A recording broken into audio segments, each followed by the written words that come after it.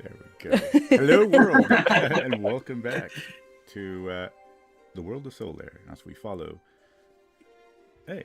Oh wait, did that thing get streamed? Oh no. Yeah, like the update with Illith. Illith, did you ever figure out how to use the Fuji tech again? Kind of. I might have to sit down with you and So- figure out how to do that so I can update all this stuff. Yeah, Oh it's boy. easier if everybody signs in and sets it to what they want, because I think you can just have like a library now and you change it to, hold on, sources maybe? Really? So the one person can't change it anymore? It's like, So you can, hold on. Let's see, where is Reaper? What? Why me? Why? You will know you the be truth. Hang on. sacrifice. I have been There you voluntold. are. No. You can't find me. So, what's weird is that it'll have your library and you can see all the Fuji texts you've set up and you can still change them, but some of them don't actually have usernames. Like, Reaper's is a long string of numbers. Yeah. Huh. I guess I'm gonna have to figure that out. All right. Well, I can show think, you later. Yeah. All right. So I guess we'll go ahead and start. I think we were going to go ahead and kind of fast track a little bit as everybody was getting ready. I think everybody would be ready to go as Amara said that she could get the wagon ready to teleport. Does anybody else have anything particular they want to do before moving on to a whole new continent here? Yes, I'd like to attune to make sure I'm attuned to my items. Oh yeah, I went in there and attuned you in the game, or in your character sheet. So now you should be attuned to your cloak. And your character sheet should be up to 27 armor class, Mr. Bingard. Thank you. You have become a very tanky person. I have become the Dawnbringer. Yes. Holy I have cow. taught him well. Wow, I think He has surpassed me in every way. I could be more proud. I am becoming the Paladin. He's just gonna stand there at a Now. door and just block and choke point monsters as they just kind of clank up against him. I have had enough of being knocked over. That's crazy. Now would probably be the time where Aaron brings up the promise he made with those two kids about taking them along on adventures. You did what now? Oh, I'm sorry. yeah, Or Aaron. talking to the group about it. That's right. Aaron, I figured while everybody was doing the 8-day thing, also I fast-tracked, and you were there, I think, at the last part, but for a while there, I had your character go with the girls to go figure out what they were talking about. So I had you vanquish Okay. I had you vanquish a banshee and save one of them as they almost died in the forest. So that way we could figure out what was going on in the past, I think it was 10 days that we did to build your items, Illith, and the armor for Naboo, that which he was building for you. Yes. Okay. Yeah. See, I- this is the kind of These things I children need with to us. know. This is the kind of things I need to know when I miss sessions. This is why I ask. Hey, you I should did have watched not- the video. but yeah, that's what Aaron was doing while a few days had passed, so that way it can make sense that he was not there for 8 or so days, and then he came back, I think, Okay. at the very end. He was there in the beginning and then at the end, and then in the middle he was gone with Sayla and her friend to go and figure out what the heck was going on and what they were talking about. So at that point, I guess it would be up to Aaron if it decided, hey, you can be part of the adventure, or you might die again, which I think he would probably leave the kids back at the city. Yeah. So like the parents will be like, where's our daughters? We're just off in the middle of the woods with some weird guy. a weird guy, yeah. We found a hot vampire guy and followed him into the woods. Yes. Oh yes, because He almost died, but it was worth it. I guess they did get a couple of gold coin pieces and an old doll that they're gonna go venture off and return back to its owner. But aside from that, so we got Ben up to date with his tanky armor. Aaron is up to date with what he did. I think everybody else decided that. I think that they didn't have anything else to do aside from just the items that we had. So in that case, if nothing else, we'll say that everybody's at the wagon inside the mansion.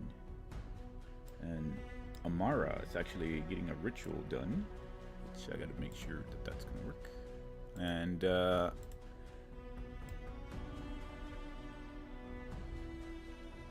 yeah, that card will fit in there. And well, in the 10 days that passed, she was able to finally find a third horse that, or the fourth horse that she'll use for her carriage, her wagon now. And all right, here we're going to go ahead and begin as she does an ritual outside, and everybody else waits inside with Glyph. She explains Amara finishing the ritual and then tells everybody to prepare, and then it might feel a little bit queasy, but it's nothing to fear. And Amara casts the teleport spell, and after that, y'all disappear. And unfortunately, Oh no, we die. unfortunately, the first roll she did was a mishap. You know good. what? Oh. I wasn't far. It's just a great start to our adventure. And so I'm gonna go ahead. Oh, yeah. So y'all take 3d10 force damage, which I guess equals to 10. Oh. Oh shit. So Lovely. everybody takes 10 force damage, and then I luckily, am not happy. yes, everybody's in the wagon feels the whole entire atmosphere push and pull and stretch y'all's bodies, and then y'all can't tell which way is up, which way is down, and then y'all have that heavy gurgly feeling Who's in your driving? bellies as y'all are feeling that nausea take over. I think I'm going to throw up. I'm going to throw up. Oh, I'm God, going I to can die, only imagine and the I'm going to throw up. I'm going to throw up, and then I'm going to die, and I'm going to throw up again. And then finally she does roll an 88 this time, with an 88 being able to actually get y'all to where y'all need to be. Which now Ben and I think who else, I can't remember, I think if it was Cedric, but Aaron possibly too, would have remembered if they traveled through Polaria and the vastness of Polaria, like an ocean spreading above y'all, or in front of y'all, depending on where y'all standing. And of course the high spire districts and the spires of the castle themselves that almost touch the sky, with the clouds looming over them most of the time, covering them. So you've seen that city, Polaria, at least I'm for throwing Ben, up. for sure. Oh yeah. Maybe Aaron if he's traveled through there. But so far, when y'all arrive, y'all feel the stationary world once more. And finally, the ground beneath y'all's feet, as Glyph says, "We have arrived in Brensistria. Welcome to North Angoria." And Whereabouts are we? Are we in the middle of the city or on the outskirts? I asked Glyph. She will go to the door, and she opens the door for everyone to step outside, and then you can finally get a view of where you are. And as you, well, I'm assuming everybody's stepping outside. As y'all step outside, Oh, yeah. you eventually see if this map will load. Well, There we go. the carriage is here. Somebody- Fuck was that? What? What was that? All right. What was that? I thought that was my side because of the internet. Yeah, I know. I was like, I am oh, did unsettled. I lose Here's a small problem with where we're at. Oh, I'm fuck. really hoping that my boys are inside this mansion, because if not, we gonna This is start gonna a get awkward. commotion. Oh, So, Like, that's We one saw hell of a some first shade. impression. My circles are ovular and I do not like it. you we have been warped from the travel. as you arrive in this park, and you are actually in a higher elevated area. And in this elevated area, you can see this city stretch out, and it's as explained with how Bro, it's so upbeat. with Ben seeing this, he's actually quite amazed as well. You see this city, and you lived in the largest city in the human union, Polaria. But Polaria seems to reach out and spread out. The first impression that you get here on stepping outside this city doesn't breathe in the same way as Polaria. It might spread out. This one is being clear, and you follow your eyes all the way into the center of this city, and you can see concentric circles that make walls, and more city was in the circles. And your eyes go up to where this enormous castle just kind of dominates the entire skyline in the center of the city. And that is the first thing that you catch. The second thing that you catch is this is very dense compared to Polaria. In certain areas it might be dense.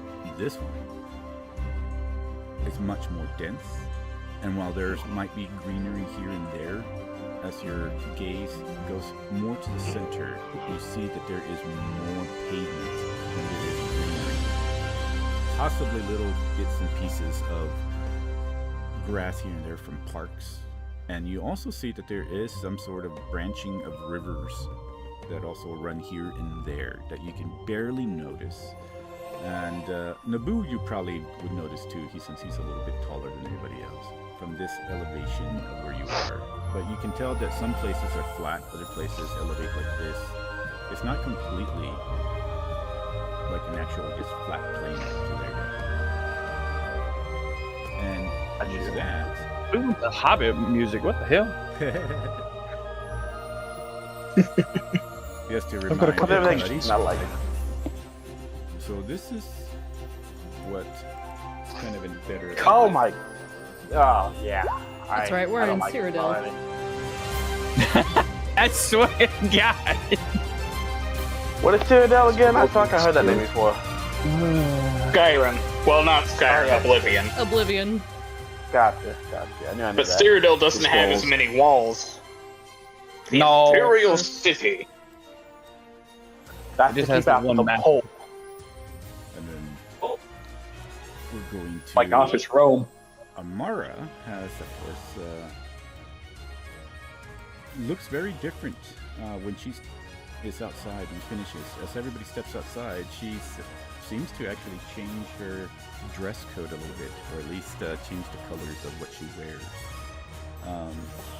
While she's usually walking around a little bit pale, she's still pale, but she seems to have gone a little color. There's an energy about her here for some unknown reason. You're not quite sure, but at the same time, she looks at the cart and says, "The cart will remain here. We can't take it in. The busy streets will be hard to maneuver. But there's one place we must first go in order to garner information. And she, of course, with the new look. I'm not even sure if I can. I wonder if this is the one that works. I'm gonna try it. Oh yeah, it does. Do y'all see like a thing pop up on y'all screen? Huh? Right now, no. Okay. I wasn't sure which one does it. I thought that there was one that makes things pop up. Holy shit! Oh, yeah. That one. Hi. That's it. So it's Shift Z. Yeah. So that's her new look. Y'all see her. It's a little off the beaten path for her. Okay, she looks like a normal fucking person. Yeah, pretty much. She's a lot harder than. Yeah, Yeah, like she looks a bit more 100%. hot to She's a trot. lot different than I thought she looked like. Like, I expected a square forehead, skin like blue, Wow. eyes just Damn. narrow. Like, I did not picture a hot lady. I pictured a She was- decent looking woman. She does have. He's Yeah, got so a what- I mean, picture she looks guy. like- Token was I kind of a just blue pictured a- skin. So why do you I think pictured- Ben's been talking to her so much? I thought you were just into mid women. I just thought she was a bitch. That's I it. thought you were into mid women. That's rude. Damn. Damn, we could have a little Expected chat. a bearded lady. I am disappointed. Hey, I'm okay haven't with bearded seen lady. That's why. I'm a dwarf. but My woman needs a beard. That's why. I've got a question. Zul. That's why Zul and Ben befriended her. There we go. Well, I have other machinations at mine, but yeah, we'll go with that. Hey. But she'll walk up to Dan and Sam and says, "You stay here and make sure nothing happens to the wagon. If I remember right." And she pulls out some scrolls and she'll hand out the scrolls to. I think I have enough. It's been a while since I've been here, but close to maybe 10 years. I don't think much has probably changed. Maybe a little bit more buildings than not. And she walks around everybody and hands a map of the city to everyone, actually. We get maps. A front and back. Holy shit. And for the front part, it shows more major areas. Oh god. Well, first off, the lady's still in the way. Just Not, click. not. Oh, you can click anywhere on the. You can click anywhere on the. Yeah, you could just. Well, I Yeah. keep getting notifications, so I technically couldn't click. Oh no. Wow, this is cool. It just keeps telling me about freaking my drivers. I don't care. I lost, bitch. I don't understand this shit. And then, if anybody flips it to the back, they see more of the regular districts. But she My eyes. Okay. points. Wait a minute. To she points to one particular district, and that says she hasn't been there in years, so she couldn't directly teleport there. But she points to the low ward, and there's where she says, "We are going here. We have someone to speak with, and I will need your assistance. Preferably Is there any one that's reason more why it's in charming." red?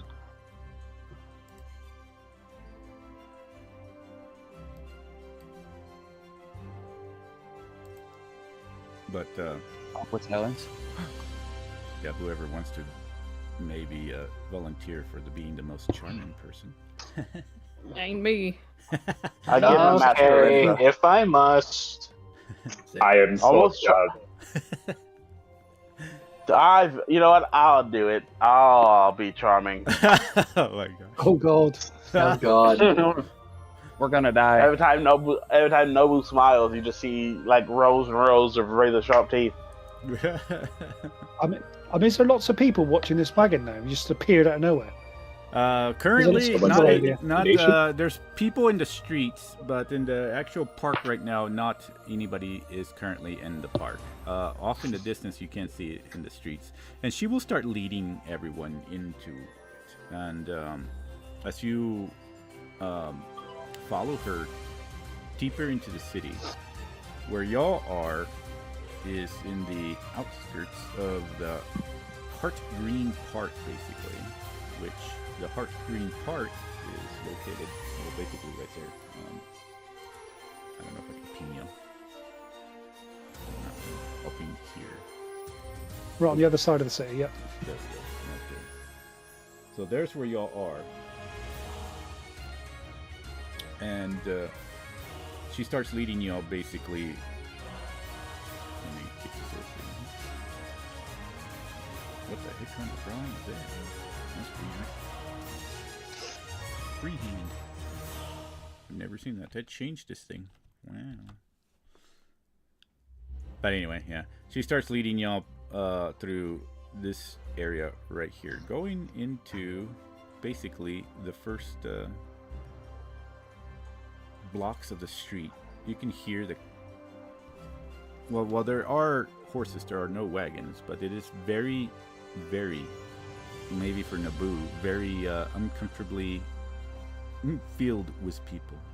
Many people talking. Oh God! Some of them, you see, like some female dressed in fine clothing and having some sort of pin in her mouth that she's talking, and you see 3 people following her behind as she's trying to talk about some sort of trade that has gone wrong and they have to fix it. And you see a dwarf just walking by complaining about the steel that he just bought and the metal work. And you see elves walking around with not any sort of weapon nuts like you can see. A lot of them don't seem to actually be carrying many weapons around here. It seems to be more commoners and folk just going and doing regular business. But the many voices is just endless. It doesn't stop. People who've been in large cities before might be used to it, especially the inner parts of Polaria for Ben. But here it just seems much more alive and energetic. And compared to Polaria, the architecture here, for sure, is something that Ben would notice. Very, very different. But as far as the bird's eye, but the regular view of the streets that you're walking through, you could see something like this. So I do have a question. Yeah. With Hermes, with what Hermes has gone through in the past, would I notice any, like, more or less people hiding around, keeping close eye on, civilians, things like that? Also, like, people trying to stay hidden. You can roll me a still, perception check. Like, kind of like people being spies for the city. And do we stand out amongst all these sort of people? Well, these people are more commoners, but there are what seems to be adventurers as well. 31. So you don't quite... maybe Naboo is the only one that's... Yeah. Naboo's the I didn't want to only say one that anything. really stands out, that garners some attention. But really, they're observing. A lot of people are just... You get the sense that they just kind of look over and observe.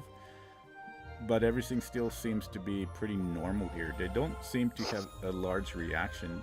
They just kind of notice him, and then it seems like it's something like an everyday thing. They see something strange, and then they just keep going. If anybody's ever been to Los thank Angeles, basically, if you're walking the streets of Los Angeles and you see something strange, you're like, "Oh, well, that's strange. Okay, we're gonna keep going." I guess that's fair. So With a Hermes, 31, do I notice it? with that, aside from every now and then, you see guards standing. And just watching the crowd, in this particular area, as you're walking down this specific street, you don't necessarily see anything out of the ordinary as far as any particular people or parts, groups of people looking or spying on anybody currently. The best that you could probably see is maybe what you would consider... How would I say it? Not tagging in a way, but maybe people who might be thinking about going after a merchant or something.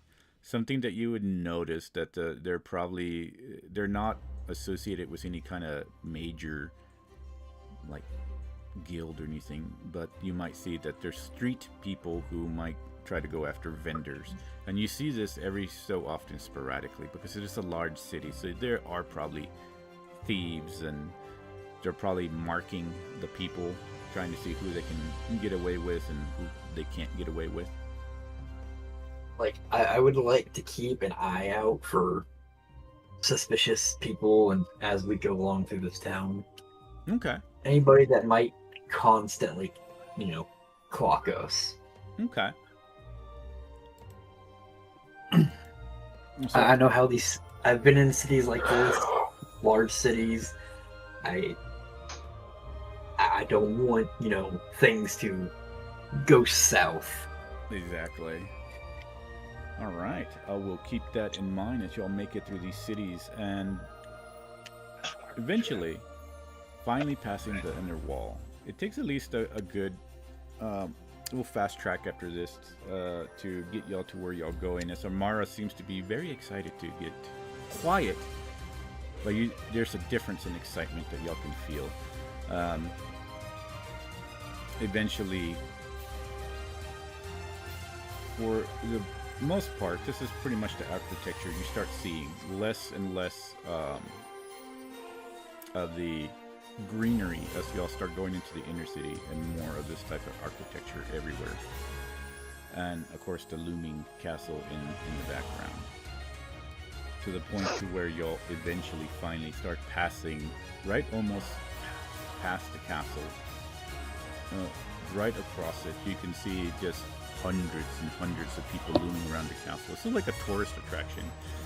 And you can see, though this doesn't really capture the magnitude of the castle because there's actually clouds. They're supposed to be kind of hovering as tall as those spires are, but y'all kind of walk past one of the entrances of the castles as she follows this path that seems that she knows somehow very well, and eventually start arriving in a more normalized area.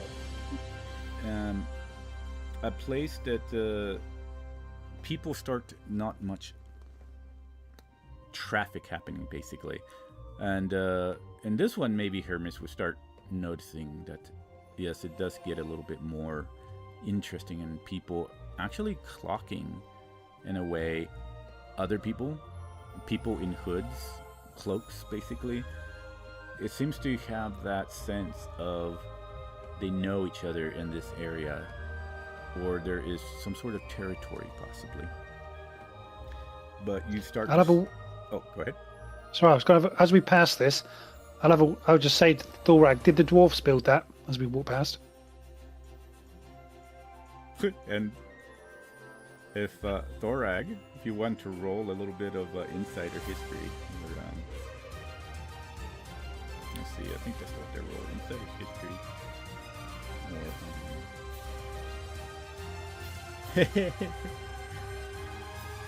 If Thorag, actually, what is your passive perception? Oh, there we go. Thorag, you would actually notice that this is a mixture of different architectures, but there is a strong presence of dwarven architecture as well. The way that certain things are built, mixed with a lot of the human, but also mixed with some elven help here and there, and possibly some gnomish engineering. And that's what he would notice, but there's a lot more presence, especially on how sturdy and how powerful it has to be to hold some of these foundations. More of the dwarven architect and hands that were used in the building of this, which would probably take hundreds of years, maybe even more, from what Thorag would notice. But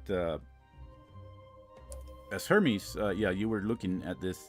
The houses become more or less kind of what you would find in slums, in areas of the slums of cities, and people are not as trafficking the streets here. You see people in the corners. You see some of them with maybe different cloaks that are probably signifying territory, maybe. Some's in darker red, some in darker browns, and sometimes they may be wearing like a dagger or diamonds or such that signify what they might belong to. Though they're not necessarily, in a sense, like marking you guys. They do notice you, and some of them keep eyes on you, trying to figure out why you might be here, because in this area, you do sort of stand out. The dress of these people are a little bit different from maybe where you were. They have a particular theme in how they dress, but eventually you finally arrive, and you arrive at this area here, where you see a tavern, and even though the sign is not there, it says the Scarlet. And then Mara looks over at the group and says, if we want information, aside from certain other entities in this world, this is the best place to garner such information. And it says, we require information to track what I believe Anam is trying to do here. And also we can achieve certain information of anything that the Skira Empire might be up to. We could possibly also garner any new information regarding what we will be doing, I suspect, if we're going to go to Hexa Landing. And possibly ask about this tree of yours, as she looks over at Ben. And she looks at the person, and I might have someone go in there and ask for me if they may be possible to garner a meeting. And she looks over at anybody who might be standing around. Possibly someone that's charming. Don't look at me. Ellis is gonna hold up her hands and take a step back. Who has the best charisma out of this group? That's the good question. I'm gonna use her tail and nudge Aaron forward. Yeah, push him forward. I guess I'll go. Oh my god. No. Who are you trying to meet, Miss Amara? Ah, excellent. And she actually seems to almost stumble on her words. You see her acting completely different from what she usually acts. I'm trying to think. At least from what I've learned and kept up with, I believe she goes by the name of Madame Celestine Voss now. But the person I'm trying to meet up with, at least before I enter, I need to know if Keldon Ashville is there.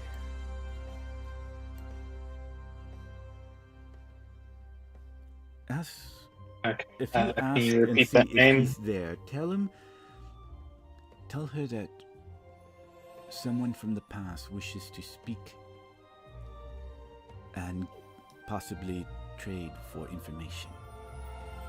That somebody has enough coin for this garnering of information. And it would be regarding... And she looks back at Ben. And it would be regarding fragments of an item. 7 fragments. I look at Illith. That does sound familiar. It does, doesn't it? And she looks over at Aaron and says, So what do you in order to gain this meeting? Good luck. And she'll What? go ahead. Wait a minute. Let me see, I'll go ahead and post names. So this is the guy that she mentioned. And then this is the person possibly that you need to speak with. to do to get the meeting in there. And then she actually pulls the hood over and tries to duck behind Naboo. Tries to walk closer to Naboo, kind of like almost hiding behind Naboo.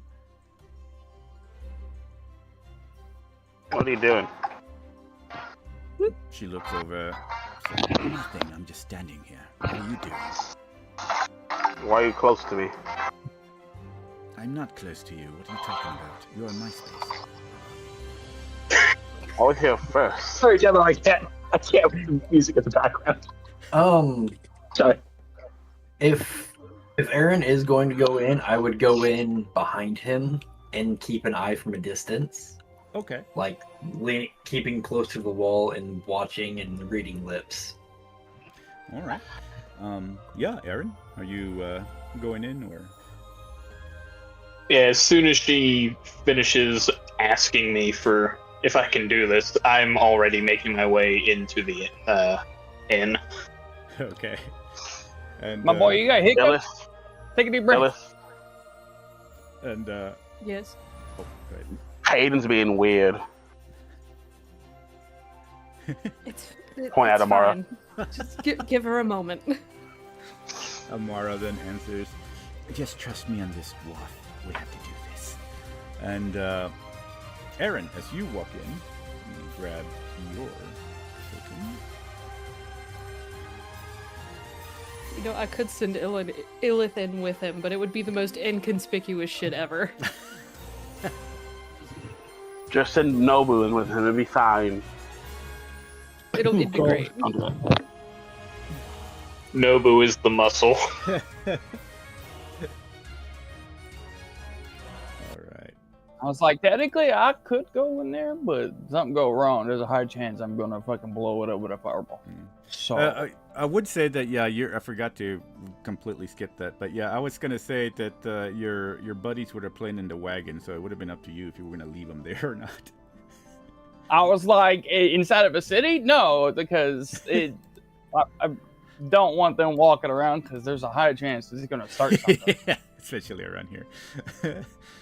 All right, I y'all should already have dynamic lighting, but Aaron and Hermes walking in behind Aaron. You walk into the establishment. Let me know if you're able to see it. Yep. Okay. Excellent. I don't know if everybody else is able to see it, but I know what I'll do. I'll have this right here. I'll give it to all players. Let me know if all players can see that. Empire and a dinosaur walk into a bar. Cool. He So- looks like a rather short lizard folk. It's fine. Like my hood is up and I am like slinking to. Yeah, he looks like a kobold. Gee, we have a better fucking chance of my slithery ass being in there. All right. So as y'all walk in, you can see that this is a little bit different than the outside. It's actually rather elegant inside. And as you walk in, Aaron, the first person, actually roll me a perception. Oh boy, perception. Oh wow, look at that. Good perception. So the first person that actually clocks you two going in, the one that actually gazes upon y'all, is the woman that's sitting by herself in the center right there. Uh-oh. Yeah, she's the first one, and if y'all want a picture, Oh. let me see. I don't know if I can increase. She going. It's getting out of hand. Now there's two of them. Yeah. Oh God! Yeah. God. So Coming for the booty. So that's the first woman that you see, and she looks at you. Compared to how everybody else is dressed, yeah, definitely a little bit dressed a little bit differently here. She looks, and then she just takes a sip of her wine glass, not expecting anything, but she seems to be the one that looks most of the important ones here. Everybody else looks to be either drinking, enjoying themselves, and in groups. except for maybe one person that Hermes and was that perception you probably would have clocked that looks a little weird and out of place, which is the one in this corner over here.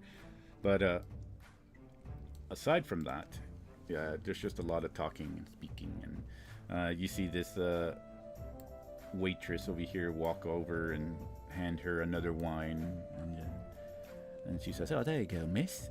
If anything else, I'm going to take a little bit of a break." And she like walks over and as she nods and disappears off into the door back over here. And then you see this woman just stand and start walking to the bar. As Erin is standing there, she looks over, says, "Oh, hello. Are you lost?" No, ma'am. I am looking for someone, so to speak. Oh, well, we usually all are looking for someone sometime in our lives. Maybe I can help you with that. Who are you looking for? I am looking for one Madame Celine Voss. Oh, well, I guess sometimes in life you do find the person that you're looking for. That would be me. And who is asking? I am Aaron Velk. A pleasure to meet you. Oh.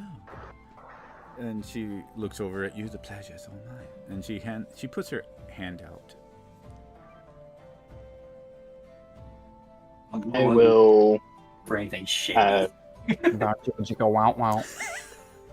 I will grab Anything onto her shady? hand, lean down, and kiss the knuckles, as a true gentleman should. You're gonna kiss the white. Ew. And You heard it.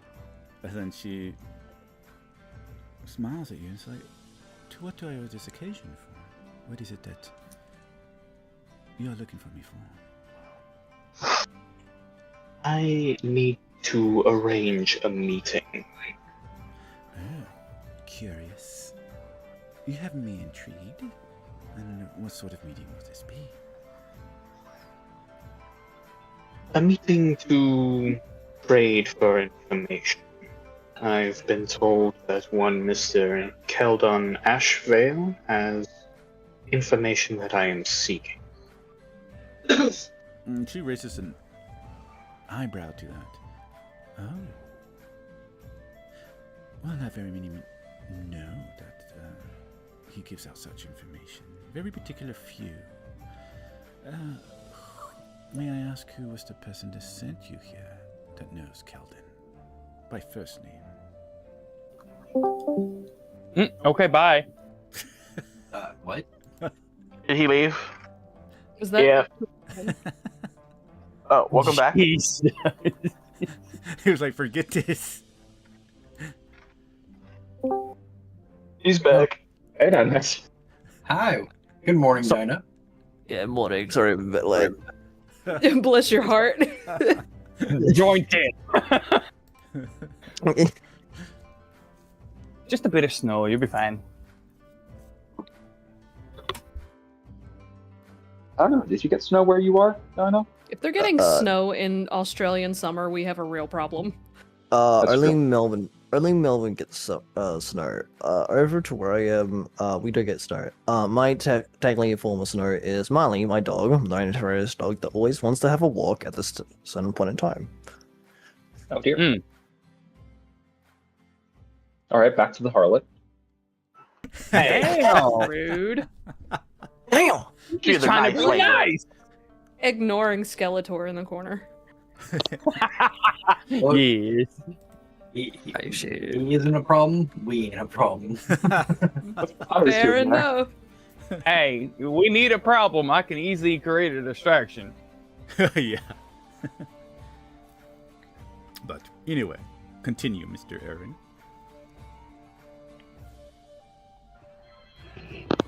I am Much as level up in the working background? under the impression that my client wishes to remain anonymous, lest they would have come here themselves. Ooh, this is very intriguing. Here's God. She says, well, Keldon is a very important man. Usually he doesn't take mediums. Without knowing the importance and possibly who the connection is.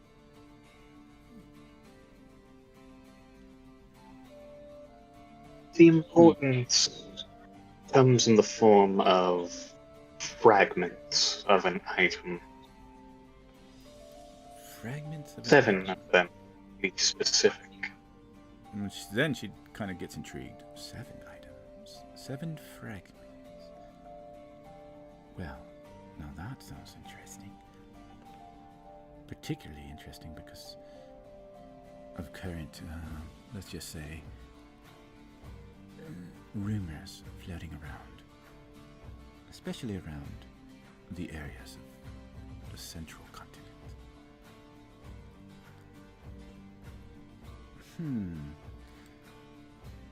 Now, are you selling information or are you looking to buy information? As she kind of takes a step to the side, looking at you.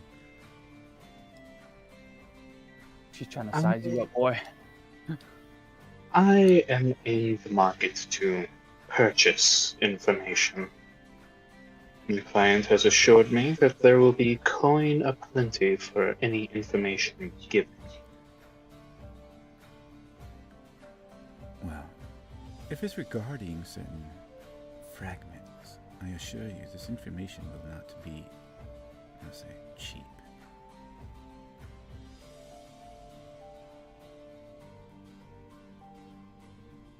If it was cheap, would it really be any use to such discerning clientele?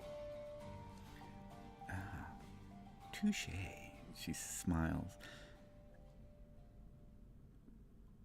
Feel free to wait at the bar, or you may wait at the table. I will return shortly. Of course. She walks off and you see her disappear behind this door. As most of the people here are enjoying drink, fine dining, but mostly mugs of ale. You see hear the bubbling of voices happening here, and it says you are waiting. What is everybody else doing outside? Is there anything in particular that anybody wants to do while they're waiting outside? Well, I'll wait for another good 5 minutes, and if seems to have been there a long time, I'll walk in to make sure that he's not been kidnapped or anything. Okay. What happened to him? He's gone. He's been taken. Walks in there to check on him, instantly gets kidnapped. Yeah, exactly. So why is you? So Noble back to Walk in to Ilith. get. Go ahead. Okay, I'll go. Noble to Ilith. So why is? Give me a second, I'm trying to think of a name that I can fuck up because it's really hard not to say her actual name. You know what? Not my legal name. My Lilith. legal government. Oh my name. gosh. Lilith, why is William acting like this? Point to the Cassandra. To Cassandra? Cassandra's here? Oh shit. Point to Tamara. Where did Cassandra come from? Yep, now I'm She sad. got out of the jar. John, I'm done. Why is she weird? Was she always weird? I don't think she's acting particularly different than she normally does. Perhaps since she'll She's kind of hiding. need to look at her a little more cautious. And Amara seems to be pacing now, and it's like, someone should go in there and check on him. It's taking a little while. All right, I'll go and do it. What are you All doing? right. Your fucker walking with And them. come along. We're going to go get a drink. Come over me. I got it. Thorag and Ben are going in. Yeah, we're pals. We're going in. Okay. What do you say? Yeah, we're going to get a drink. Did not even notice. Like, Let's go get a drink, Borak. from the party. I I believe. Hold on. Do I actually? Do you have an infusion from me, Aaron? I think you do. I think the only one you gave me was the one on the armor. So yes, you do have one, right? I should, yeah. Right. I could just ask. You never mind. They're going in already. Yeah. All right. So y'all, as Aaron, as you are waiting here, it's been a few man, minutes, now but talk the country anyway, you see Ben and Dorag walk in.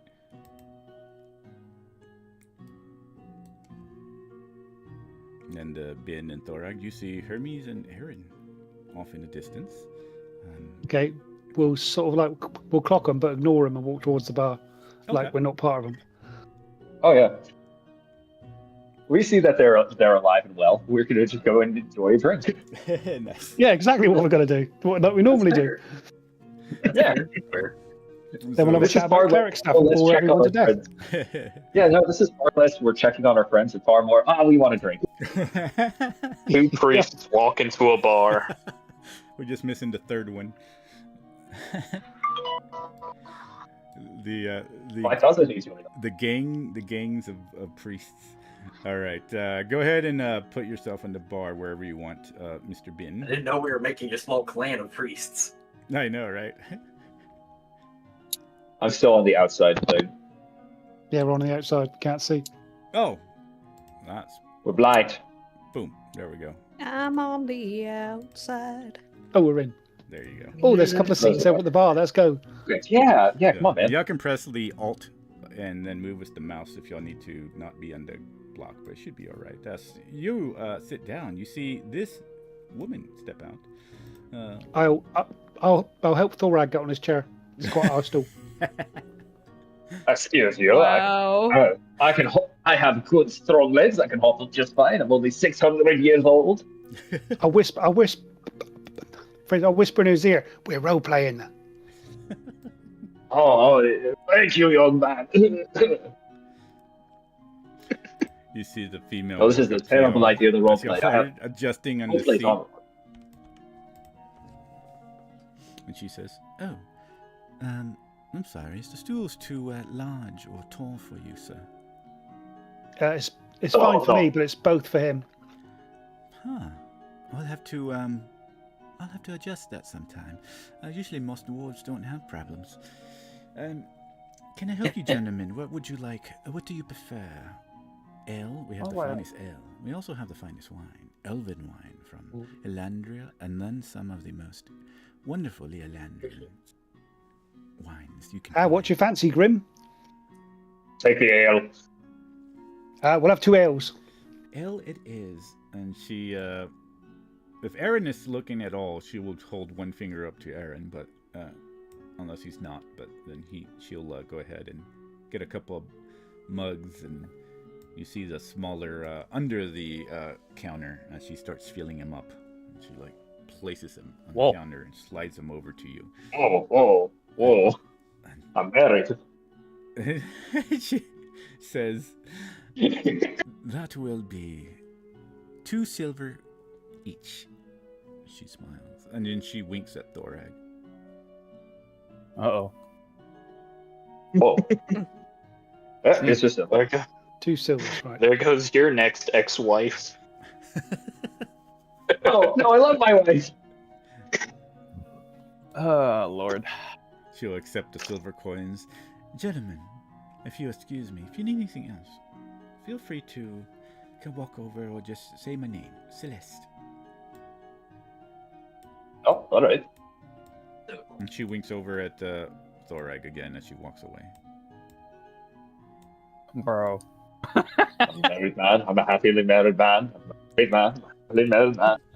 Celeste Grimnir. It's got a bit of a ring to it. No.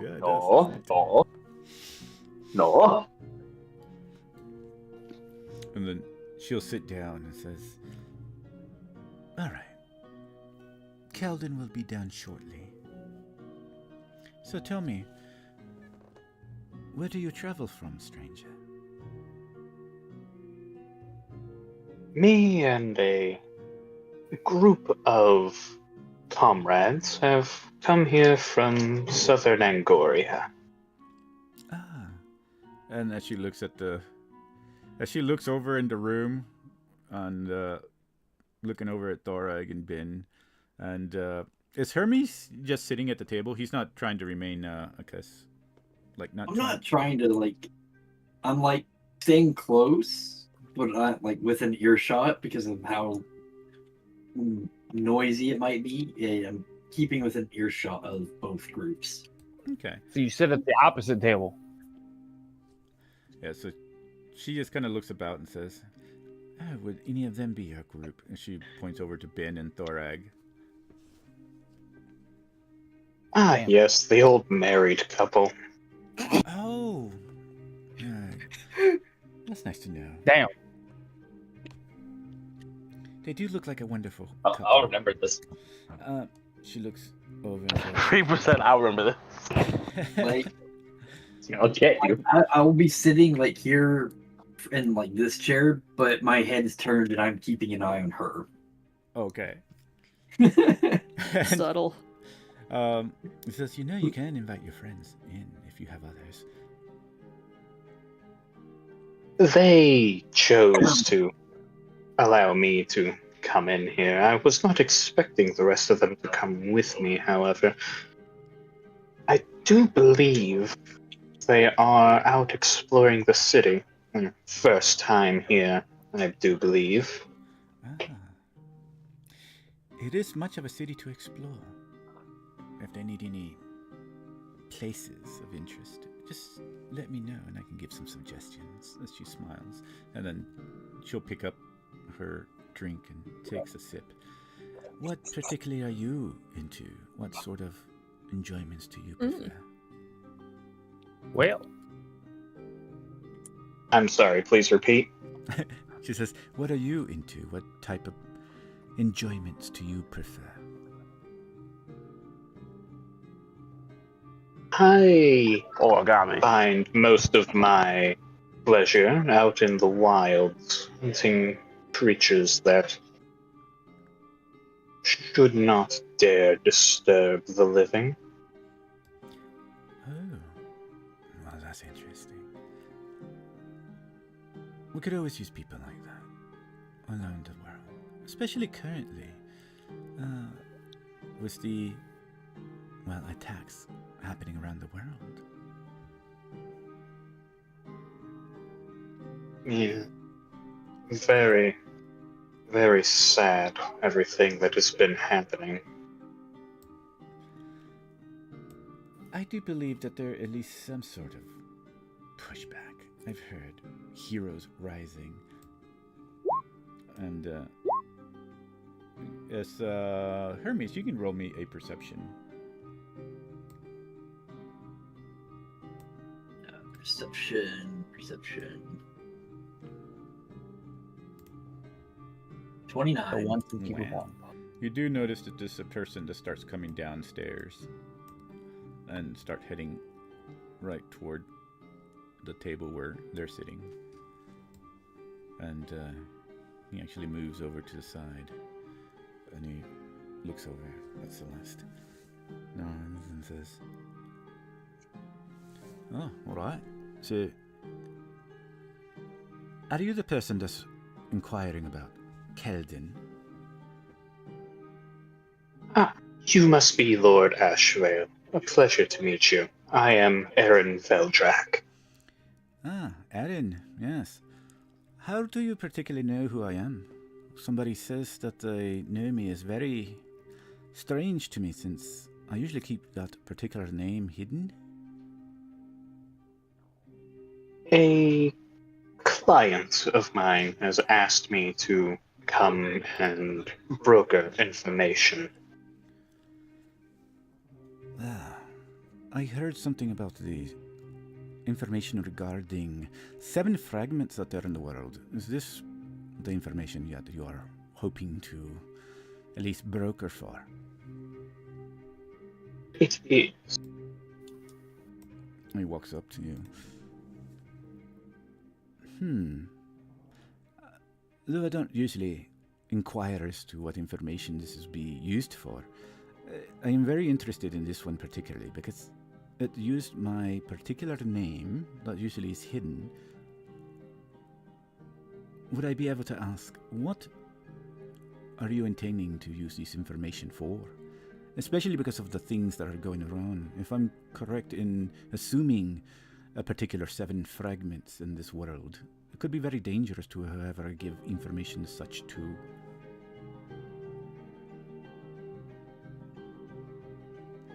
I will sort of give a small look around.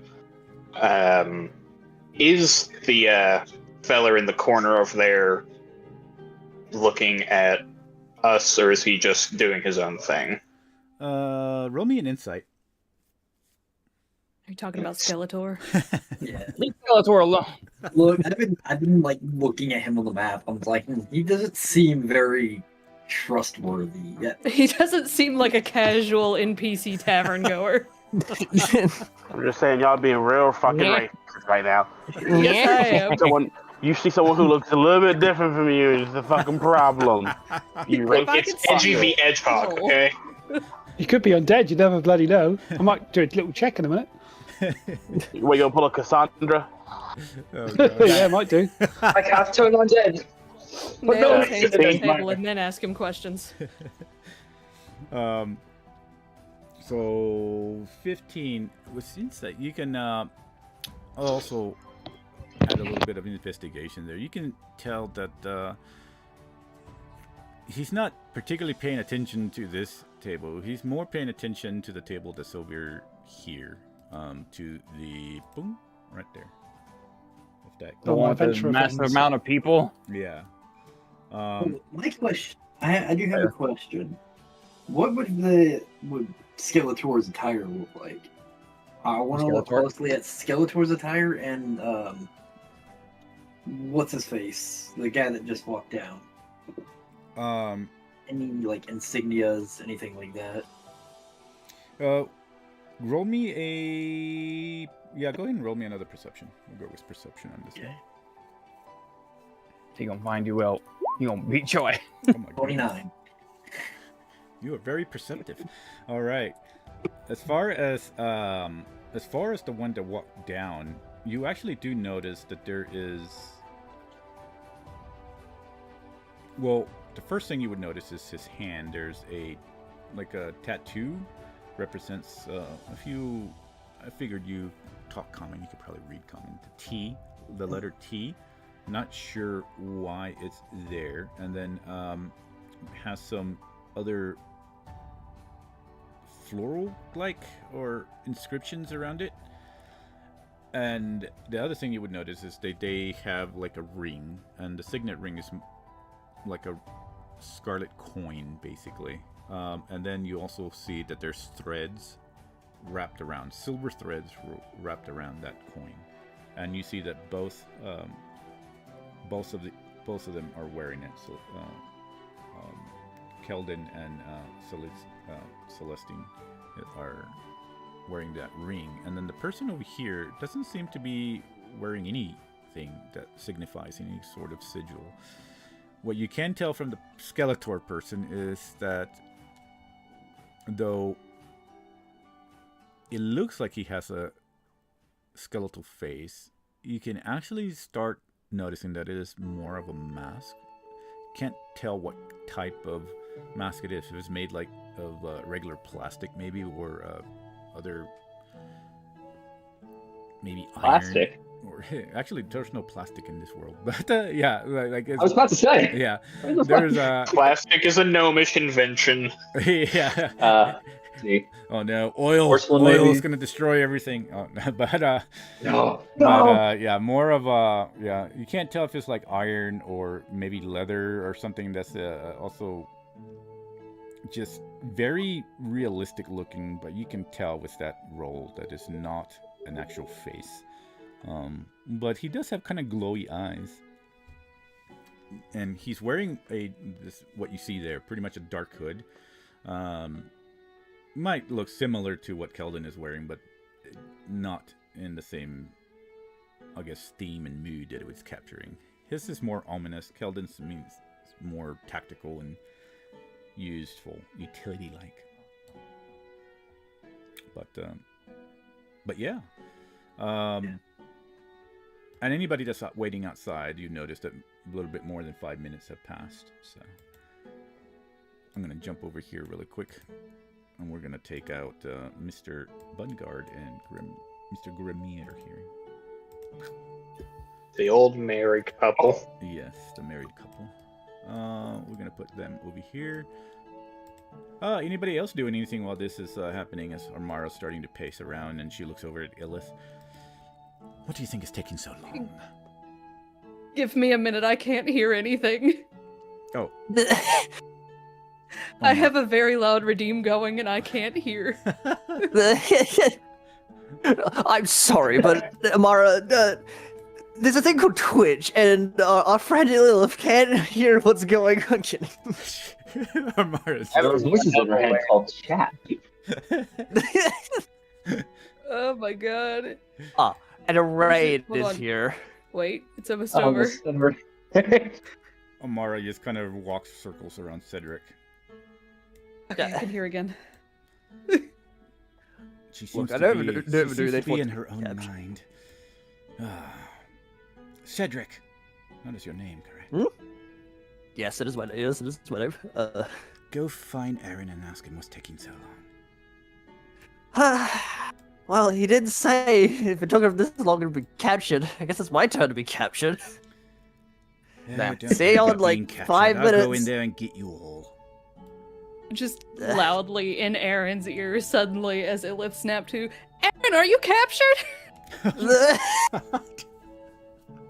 Just mid-conversation. I think we can be fine. Well, I'll be fine, hopefully. I'll go see what's up. I guess, does Aaron respond? No, busy speaking business. We're gonna take Cedric out. All right, Cedric, you walk in and you see the party, and you see that there's two people sitting with Aaron. You see Thoreg and Ben enjoying a nice mug of ale at the bar. Hermes kind of chilling in the background, trying to remain inconspicuous. And Mara, he's not responding. I think he might actually be captured. As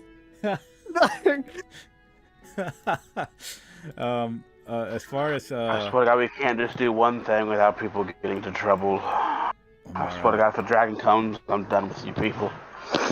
That's what Nobu says. Amara is like looks over at Naboo. It's like, can you make yourself look smaller? I crouch down. I guess that's better than anything. And she just breathes and now walks circles around Illith. Starts to make a figure 8 around Illith and Zul. Usually you see her very calm, but she's just completely panic. Completely all over the place. She's like just walking around figure 8. She stops in front of everybody and just like in the center of everybody and just stops, trying to just tap on her fingers on her arm, and then she just kind of makes a blue sphere of magical energy. People just kind of notice it. They're just like, what the hell's going on with that woman? And they just kind of walking past her, and then she just like starts kind of playing with the sphere of magic around her palm, trying to pass the time.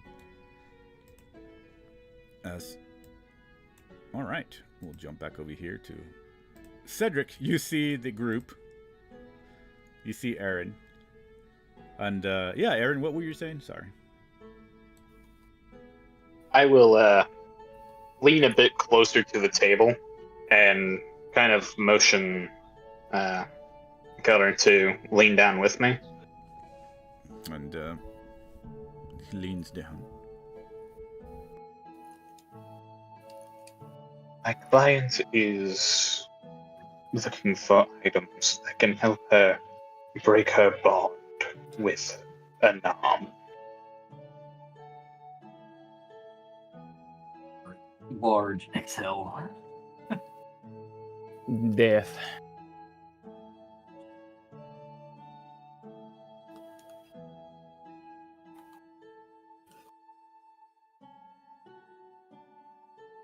I was just awkwardly quiet. Oh, sorry. I was trying to figure out how what's going to do. He stiffens a little bit with the information, and go ahead and roll me a persuasion. Damn. Oh no, I'm not very good at this. Oh no! You're the charismatic one. What are the? Our Oh, charismatic no. is actually. Okay, Oh, all right, no. hang on. Are they within 30 feet? No, they're fucking not No. being No, for they that. are not. What do you get? Oh gosh. Or is it 60 feet? One can dream. Hang on.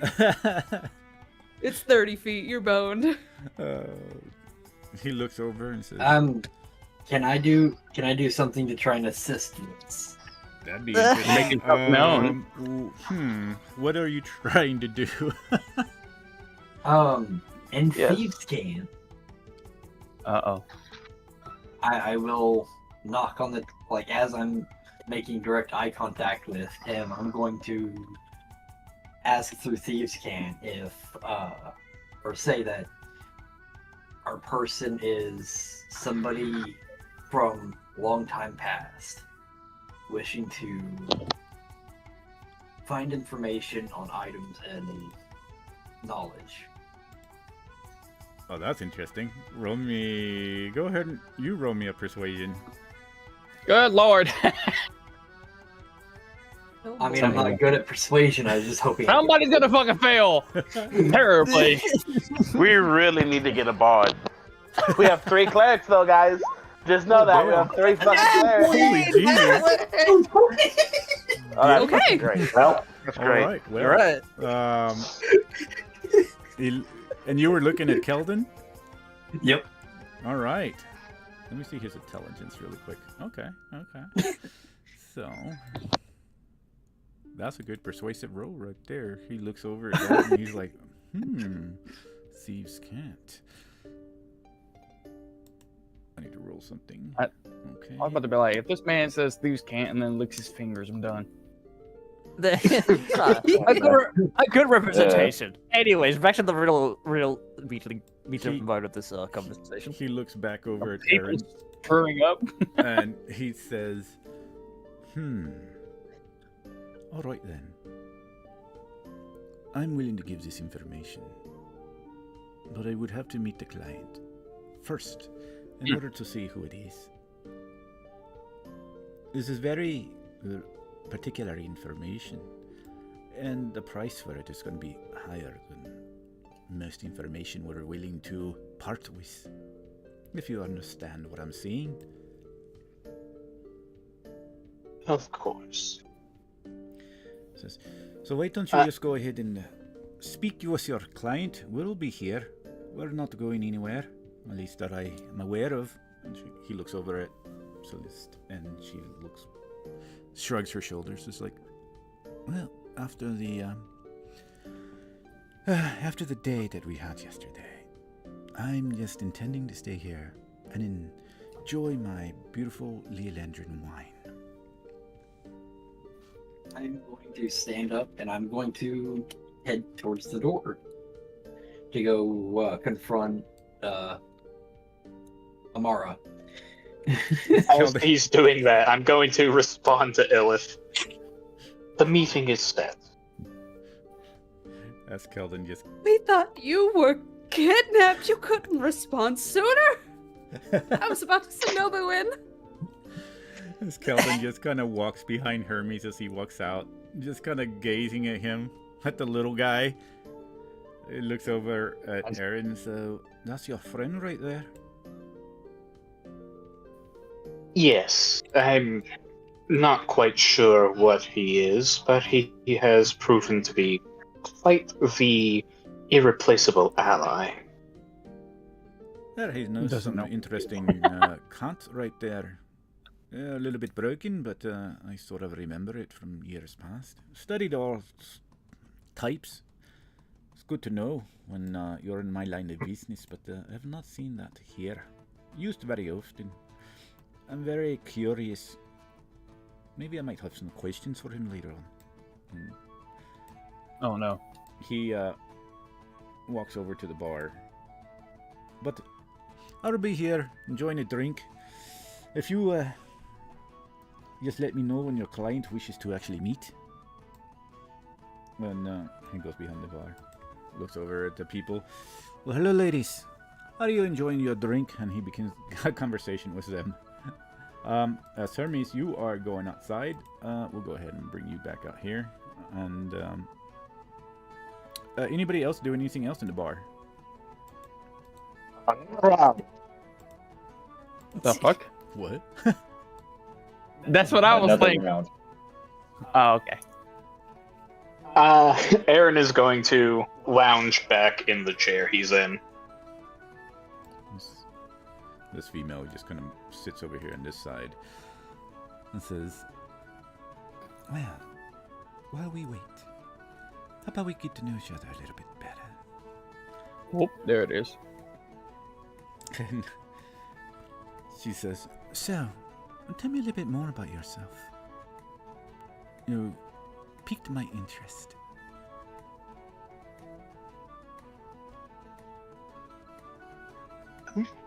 I am a beast hunter.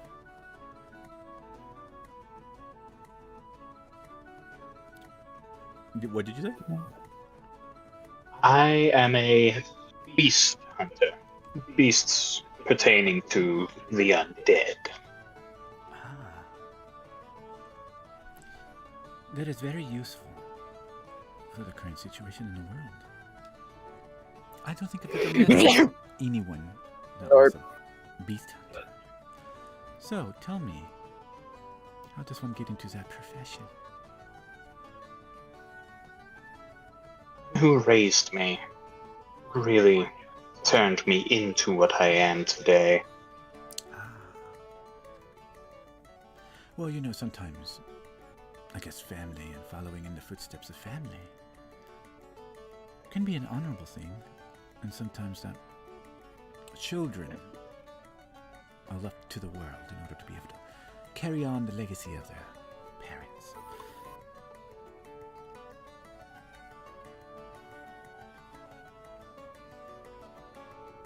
He was an ornery old fuck.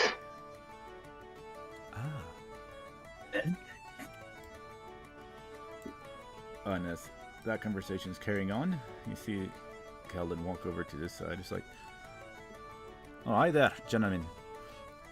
A little bit more of a refill on that mug of yours. Yes, please. Hi. Hi. It's like, Hi. and how about you, sir? I wouldn't mind over here. How about you? What kind of? Yeah, I'm joining the party with this one. What? What's your poison? Give me some good old-fashioned ale. Ale it is for everyone. And he refills the 2 mugs for you. Silver piece for each refill. And then he looks over at you and says, 2 silver pieces, that would be right there. Finest mug, an ale you'll find in the city of Brensistria. I would like to hold up to that. He's just said raised the ale and he's gonna just not do that. Roll me a con save. I just want to see. Oh no! Oh no! Where is? What? Save you. He gonna get drunk real fast.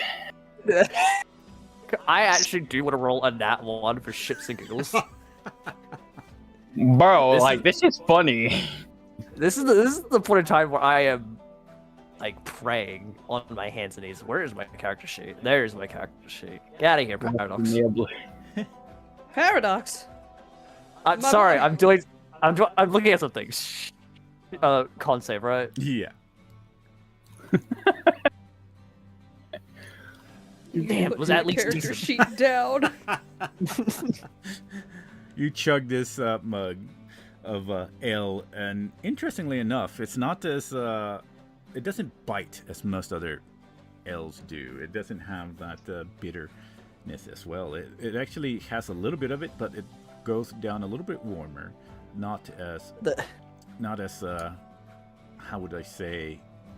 It doesn't burn as much as the others, but it does leave a sensation of feeling in your stomach, and actually giving you that coffee-like sensation of filling you up and making you burn across the body or heat up across the body, and you feel this sense of, how would I say, like it starts flowering from your chest and starts crawling up your neck, up all the way into your head, and it feels like a pressure there of nice soft warmth that kind of, you can feel that it wants to get you into that place of relaxation. And it's a drunken cloud. Yeah, but it's strong, but somehow your body's able to stand it. Maybe you're drinking a little bit more than usual lately, but yeah. My God, the Get that drink's belly really buzz, man. Guys, I'm becoming an alcoholic. Oh God.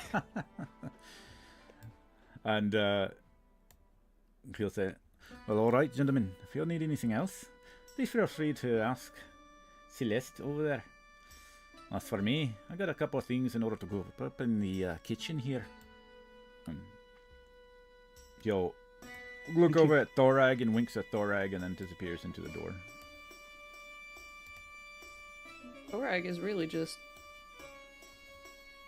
Him and Aaron. Oh my, I'm blushing. What was all of that? Thorag is a dilf, I tells you. Honestly, with his old age, wouldn't he be a gilf? Oh yeah, I was gonna say, he's like, he has grandchildren. So yeah, he's more of a gilf. This old fucking dwarf. Still got it going on. I could still pull bitches and lads. You see, you see these women over here who like put down and they just laugh and cackle really loudly, and then this guy, you see him kind of trying to scoot over a little bit. This blonde one over here actually looks over at Cedric and kind of lifts a mug over to him and smiles.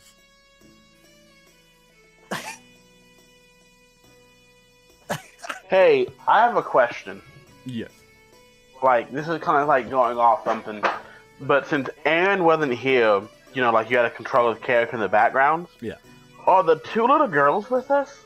No. They no. Oh no. What? Oh. Yeah, I don't think he would want to do kidnapping. Yeah. I don't know if they were trying to, you know, join our party or something, so I didn't know, like, what happened in that background, and I kind know, of like, left it up Hag's to. Coven. I figured if he wanted to, and stuff, but yeah, at their, I figured Aaron would know that they would probably get murdered. Oh, 100%. Yeah, because they know nothing. Aaron had to actually do most of the fighting. I mean, one of them threw a skillet at the Banshee, but didn't do very much to the Banshee. Okay. I was just making sure because, like, it's either they join us or they join a Hag's Coven, and I was like, wait a minute. Whoa. Aaron told them that as soon as he got back, he would personally train both of them. Oh, there we go. Okay, I was just making sure. Oh yeah, Okay, those two. Oh yeah. Yeah, because I totally forgot about the two girls, so I was just like, wait a minute, are they around me? And if so, are they fucking touching me? Oh. I don't think they would. I think you scared the bejesus out of them last time. Yeah. Good. I'm willing to scare the bejesus out of everybody. People need to stop fucking touching me. No means no, goddamn. Such a baby. Better walk out of the bar like ale in hand, just to like scratching over his chin and just walk back inside. That's how you die. This It time I can't won't even miss. save you. This time I won't miss your fucking hands. Hermes, you walk outside and you see the group of friends over here now. Naboo sort of crouching down. Amara playing around with a globe of blue magic for some unknown reason. As Illis and Zul wait patiently. Hey man, we got patience of steel, alright? Alright, so I'm gonna walk over close to Elith and Amara. And before you say anything, Amara says, Hermes, yes, tell me what is going on there. What's happening? Tell me everything. And she like kneels down and like grabs you by the sides, like she's holding your shoulders. Her It's like picking up a toddler. Yeah, like her face is almost like 2 inches away from yours. Oh, fuck. Give him some breathing room. First of all, I'm going to like slowly remove her hands. Like no touching. Naboo's not the one that's getting touched this time. See, I'm telling you, this group doesn't know what fucking consent means. No means no, goddammit. To be fair, none of y'all actually have said no. I have said no multiple times. My whole being is no. I was like, you can't say no and then touch other people. That's not how that works. People. You touch Lilith. Don't you say Lilith is my people. I'm sorry. Illith is not people? I have lost personhood, everyone. You're no longer a person. So we made contact with the man that you wanted to talk to. He wants to meet. Oh no. And she looks over. Your name has not been used yet. Okay. But before he goes any further, he wants to meet said client. He wants to meet. All right, he wants to meet. She puts her palm on her face, and like she puts both palms, and you know how when people just kind of pull their lower lid down with their fingers, that's what she's doing right now, like just absently. Okay, so he wants to meet. Are you sure? Are you sure he said this? Yes. But he doesn't know who I am. No. Okay. At least not yet. All right. And then she starts just kind of like massaging her hands nervously. All right. Looks at Zool and Illith. What do I do? I'm sorry. Well, you went through the trouble of actually making this, so you either do it or you don't. Well, that's not very Quite helpful. tired of watching Amar. I was You just have three about to say the choices. same thing. Either you go in there and you meet him, or we start from square one with no information. I mean, do you not want to see him? I do want to see him. I just don't know. What is You your could always go. You could always make yourself look different. I do every day. I'm gonna take a nap. Because he's already got a piquing interest knowing that somebody knows his actual name. Oh, yes. I figured that would get us in. You're kind of already in. You just have to go in. And then she snaps her face over to Illith and turns to her with a pointing finger. You! Her head will kind of dart back a little bit. Me? Yes. You're a female, aren't you? Yes? What would you do in this situation? I don't see much what that has to do with anything, but if you need the information, you do what you have to achieve it. You and this man have history, don't you, Amara? What? No, of course not. What are you talking about? Don't be so foolish. She's defensive. Yes, she was it your romantic lover? Did you guys get it on in the back of the wagon? Oh my god! Don't be so vulgar. When did Zool start talking like that? Oh my god. Illith is just confused. If there's no history, why It's is the it fact such that an she's issue so for God? defensive, and he kind of jumps on people being defensive whenever they're trying to state that they're not being, that it has no correlation. No, Sure. you're being defensive, which means that, yes, it has some kind of correlation. She just like, I think Yes. they were mates. I would. Oh, this is. Okay, here, and she's gonna set her hands forward. What's the issue? And she looks over at Illis and says,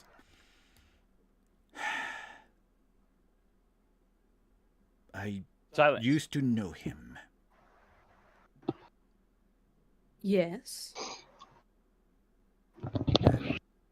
I used to know him very well. And this acquaintanceship ended on bad terms? You can say that.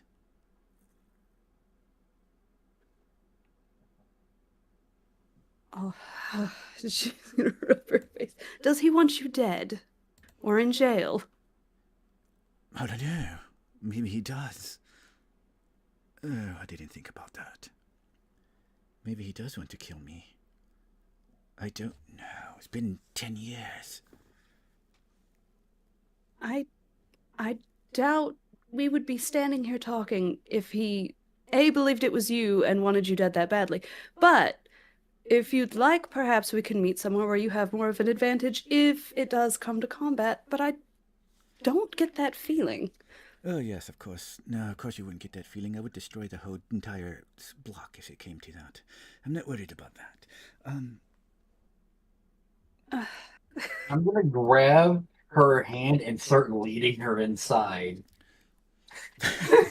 I'm done with Lilith is gonna walk with her hands on Amara's shoulders behind, helping at this point, because Jesus. Amara, I'm done playing. Amara just kind of like... Amara's like, you're a female, right? What? Huh? She just kind of allows herself to be led, though a little bit of resistance, and it's like you see her kind of almost hyperventilate.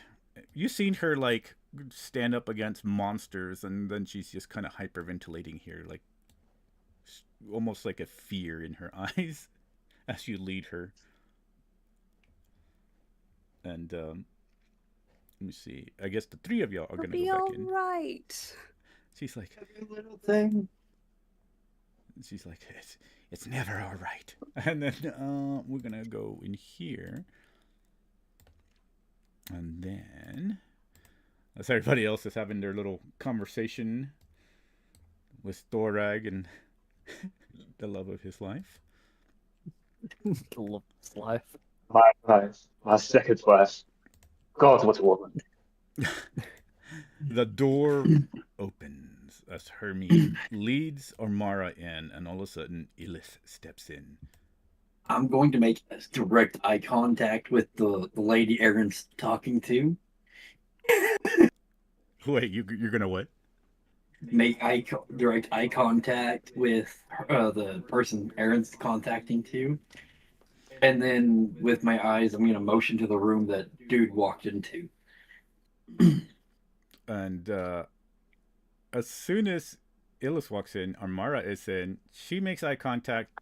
Aaron, you see her talking to you, but then makes eye contact with Hermes, and then immediately stands up as soon as she sees Amara, and takes a side step, locking her gaze with Amara. Amara locks her gaze with her, and I'm gonna do like a quick bio break right here. 5-minute break for everyone, and then we'll continue. Okay. All right. Be right back. Boy. Ilith is just gonna see him make eye contact. Oh, it's two I got women. Oh. She strikes me as the type. You know what? Oh, no. I don't know what we're talking about, Nobu says. You're not here, Nobu. Wait, did Ilith go in? I went in. No. Oh shit! Did you?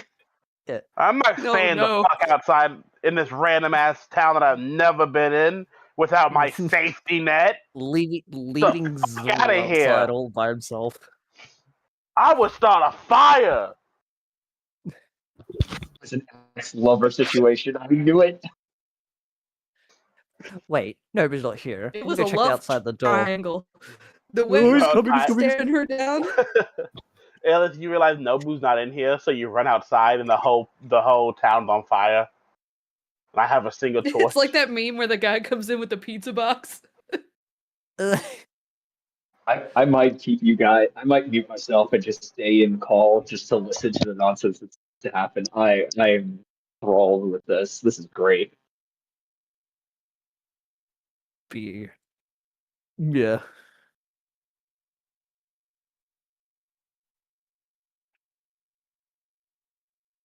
Well, she could totally take the woman from me. Hey, welcome back, Ben.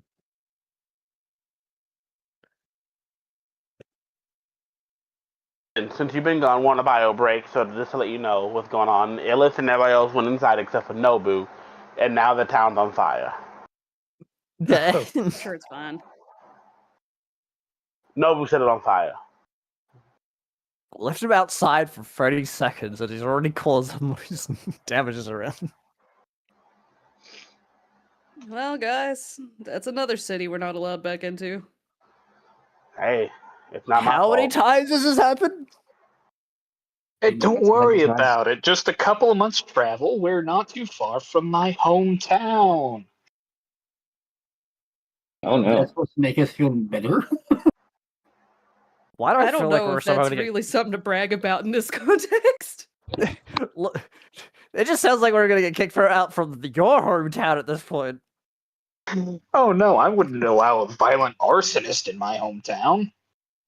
Listen, if it's any consolation, we didn't drop a dragon on the city, so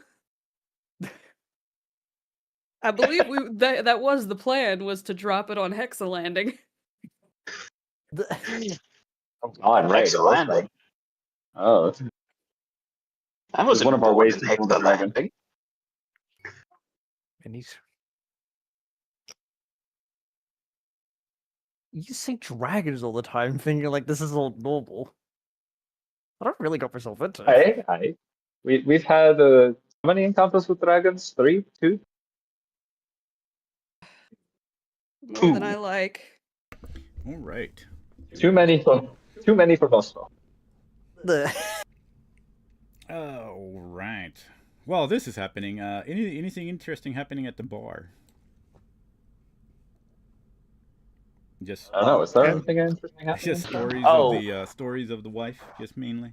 Yeah, no. This Yeah. this That's blonde wife girl William. was just kind of talking to this red-haired elf over here, looking over damn. at Cedric and whispering into the ear, and she had smiled at Cedric.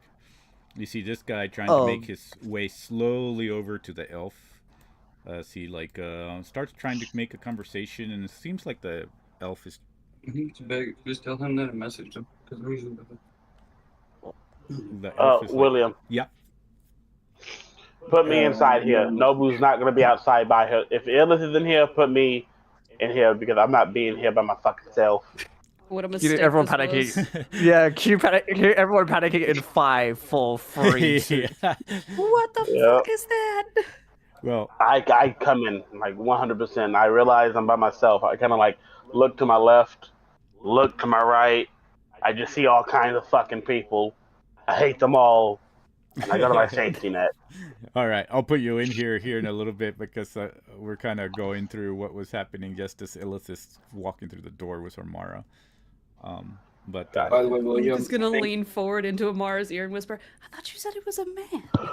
and who do I hear talking about? Bucky sent you a message before he walked away. Oh, okay.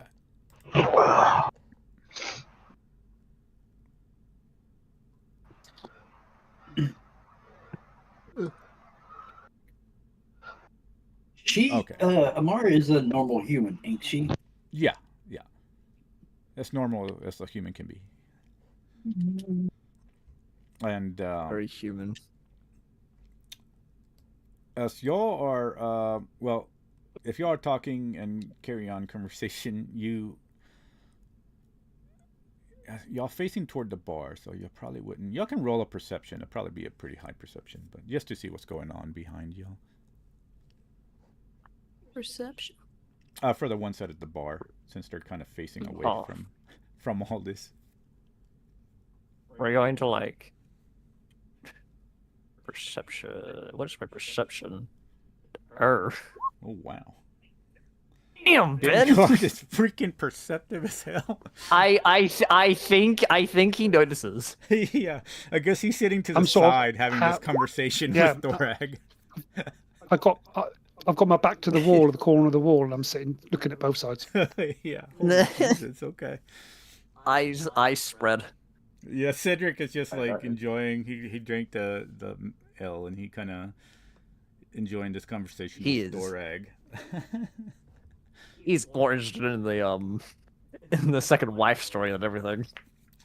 So Ben, as soon as you see this, Celeste stand and Armara step in, you see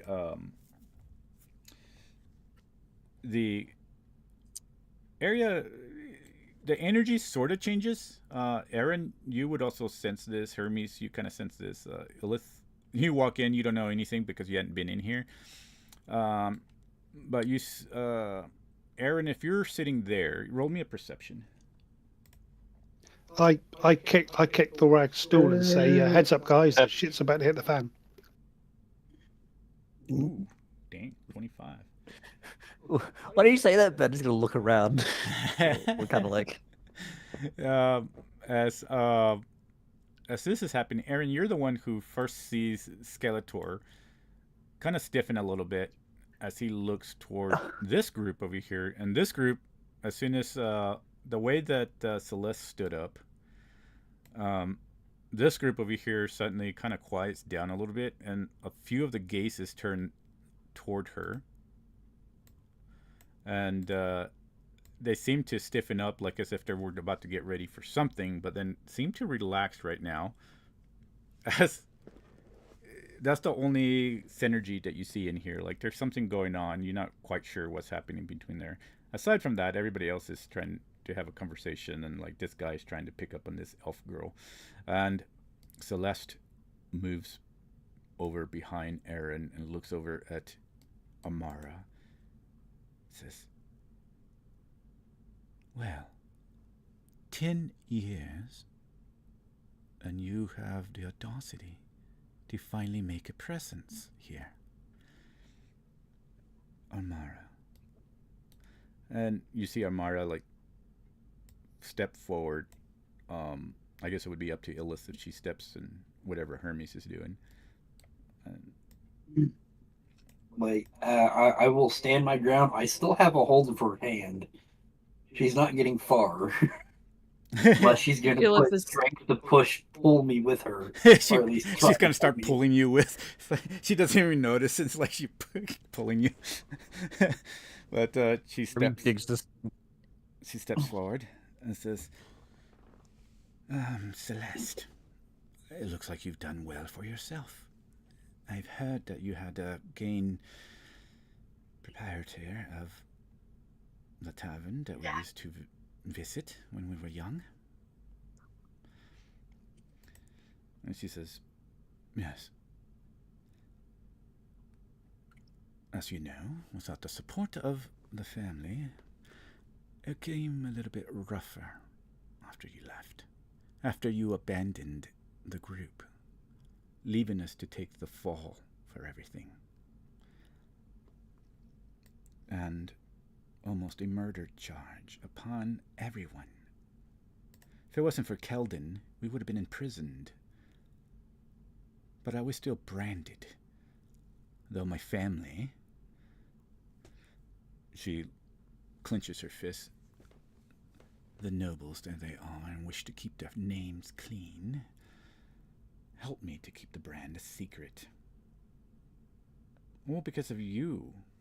And Amara's like, "I think it was more of a group effort, actually. Yes, and you still abandoned us. So you're the one who was looking to put this meeting together. I see why you were trying to be so secretive. Where is Keldon?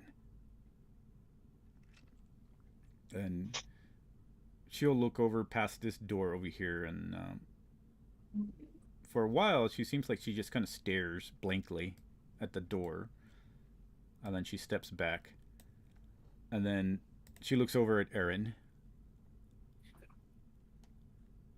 and she says, "So, this is the one that you travel with. This is your client?"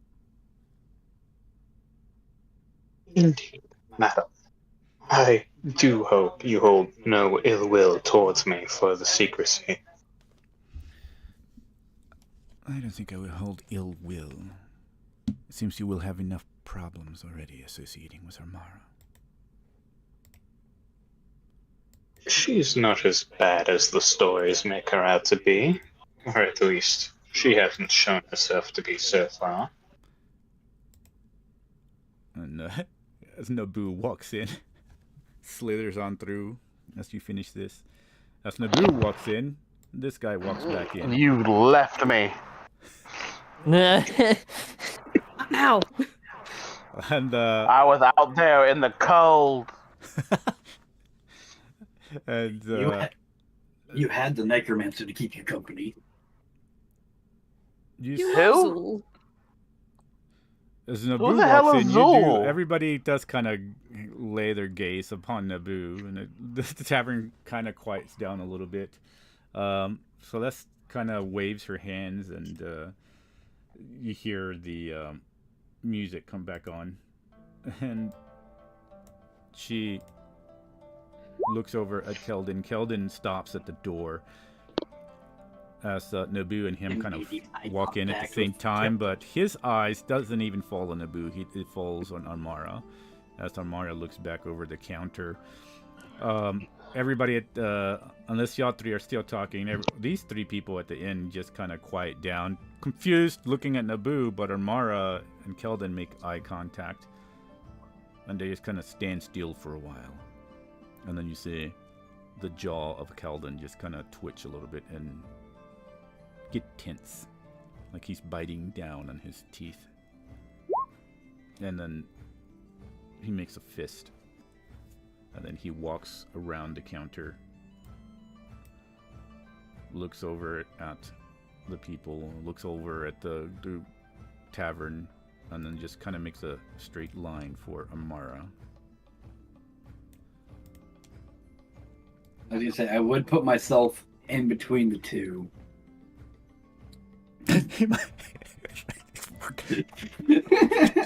Trip over you, doesn't even notice. Oh shit! Step on the tail. So you're gonna put long drink from his cup. So you're gonna try. So you're gonna put yourself in between them. Yes. Okay, so I'm gonna move you here. This little cobalt-sized fucker hand on his hips. Let me see. I'm going to make a roll to see if he does step on your tail. He's able to not step on you. As he's walking straight, he gets a notice. He stops as you do this, and Helios glares at Amara. Says, "Oh, watch ya fucking look at that, Amara. After 11 or 10 years, you finally fucking made a appearance here. The fuck you want? You're the one who is the client. You're the one asking for information. It's not all you came for. Information, is it?" Amara's like, She looks over at Illith, and then stares at Illith for a little while, and looks back Come on. Looks back. For God's sake, Amara, spit it out. And says, "Yes, I came here for information." And then Keldon looks over at her. It's like, "I see. What the fuck are you gonna do with 7 fragments? Are you looking for the shield? Says, yes, I am. And he kind of sidesteps to the side and says, so they can work for Anam on this cursed creature that has let you succumb to him. Is that what you're looking for? I've heard the rumors. Our network is not just here in this continent. I have people all over. We've actually been keeping tabs with you, Armara. He says, I suspect you have. I've heard about what you did in the Elven Isles. You killed a queen. You destroyed all her mages, her wizards. You killed innocent people. You joined with the shadows, Armara. You... And she looks down and says, so do you have the information or not? I have the coin to pay for it. It is very vital. Armara, I might be some of the low scum of the city here, and we might have been doing things in the past. But I am not low scum enough to give you something that would destroy the world. No matter what the fucking price is. Would you rather the world fall into Anam's hands? That's exactly what I'm not giving you shit, Amora. And he looks down at Hermes.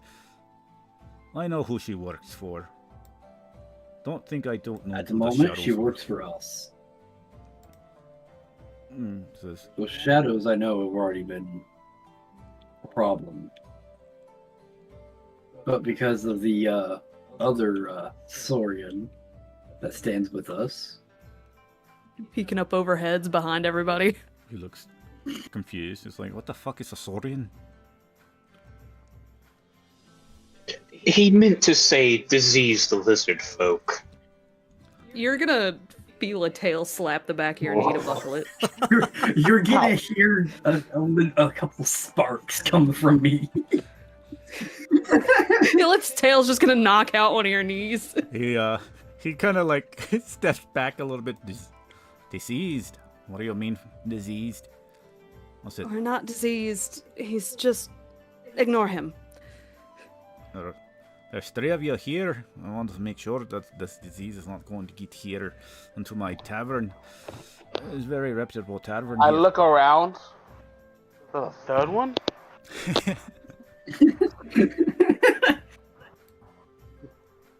I think he's confusing you. He looks... He's like stares and says, either way, if you're looking for the shield, we're not gonna give you no shield. If you wish to destroy the world, you're gonna have to do that on your own, Amara, and whatever lackeys you have helping you. We're not your lackeys. At the moment, we are tasked by the gods. Oh. As much as I hate to admit it, we are following the gods' will. We're not trying to destroy the world, we're trying to save it. You're working with Anam is on Armara. Anam is on the verge. She's working with us. It's like, looks over at Hermes. I very well know what Arnam is fucking on the verge of. I've seen the destruction. My people have seen it. But I also know that Amara was also working with Anam. You'll be fools to think that she has changed her ways. And Amara's like, she looks over and says, I have been working with them. In fact, I helped them in a town, Duskwatch. It was being corrupted. And she says, because of her, we were able to put a halt to the corruption that Anam has influenced and stop the Shadowfell from entering our realm.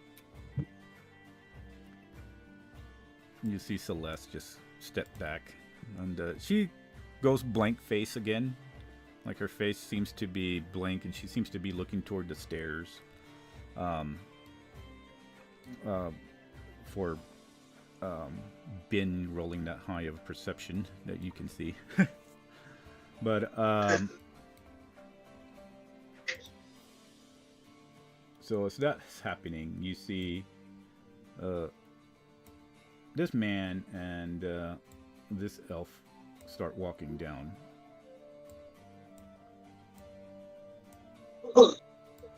And you see this person and the elf staying back, and as I start talking about, you see the man walk up and says, Amara? Oh man. Oh God, Amara. there's more. It's been I found the lover. it's been days. I mean, it's been years. They said that you were here. I didn't think that was true. You see, Keldon is like, well, she's not here that long. She'll be going on her way here pretty soon. And she steps forward a little bit to the side and says, Ben, it's been a long time. I came to gather some information. And you see this guy that she's talking to. This other Ben, I guess. Ben. Ben walks up. Ben too. And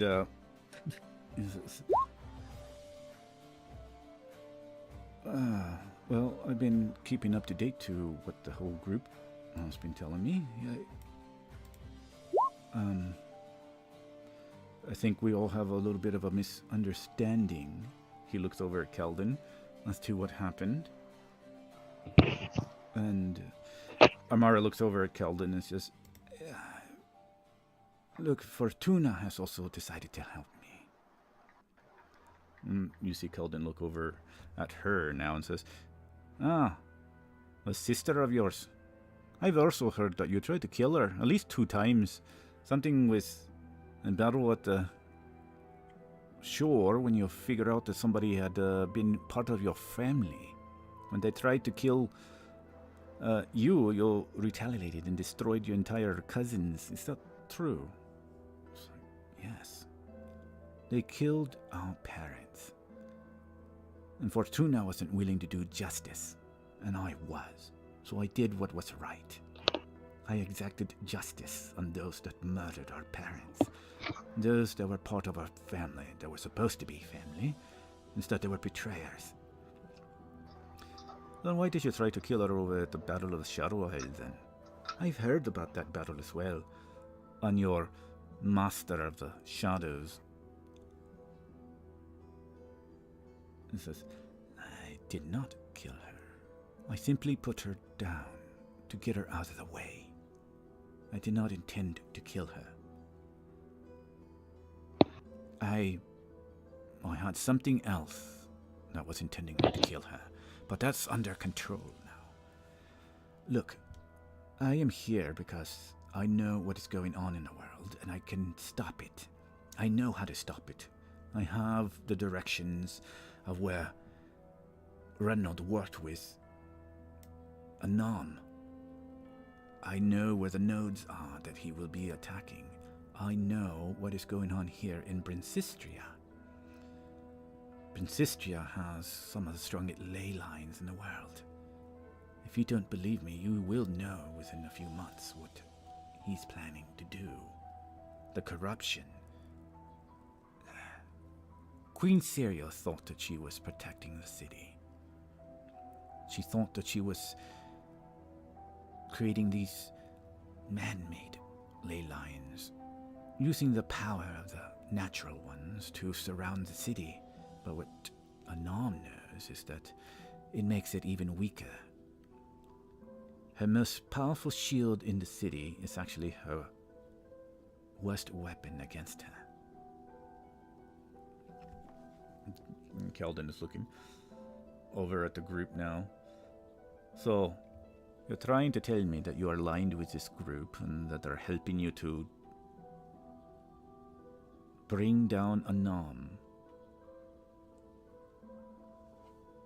Says, and she looks over at the group and says, yes, they call themselves the...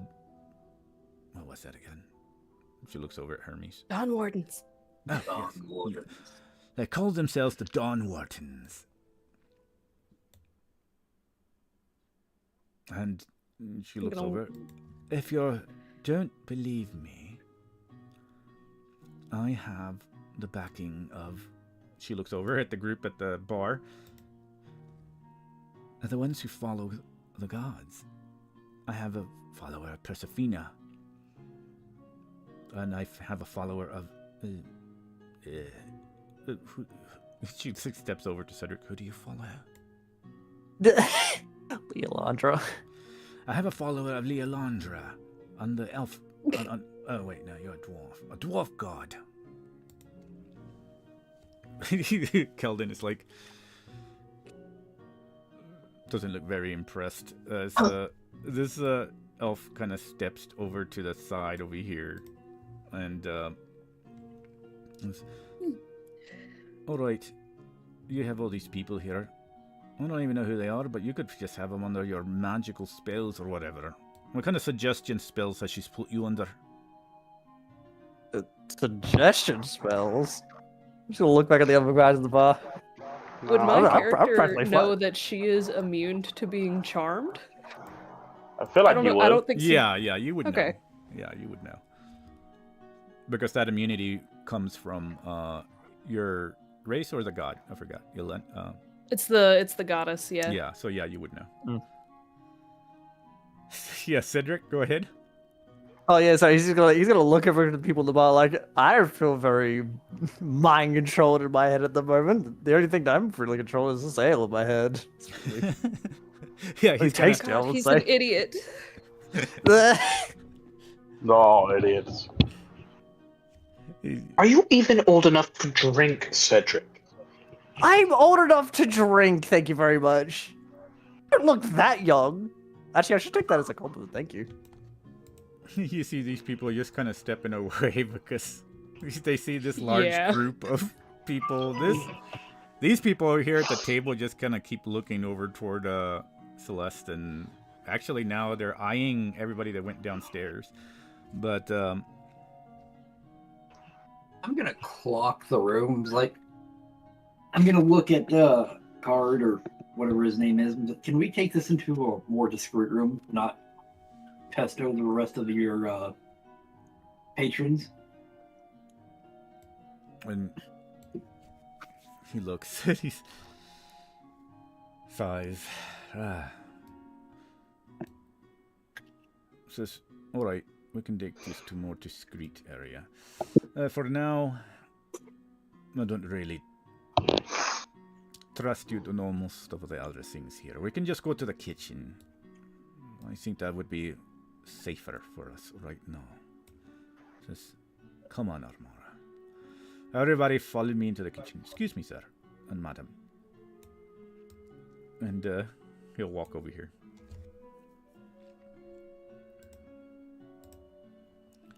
Come along. I'm coming along.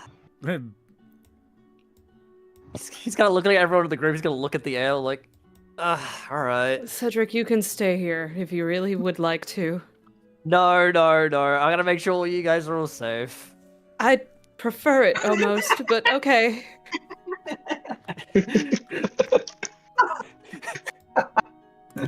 No, you will stay here.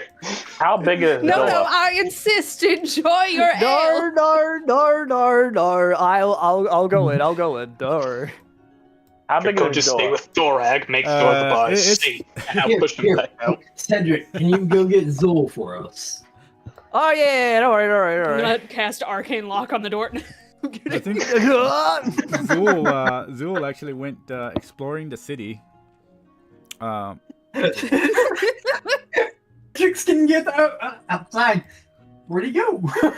So how big is the door? I guess I gotta William? find him. The door is regular humanoid, but yeah, you would probably have to slink in there. Yeah, give me it.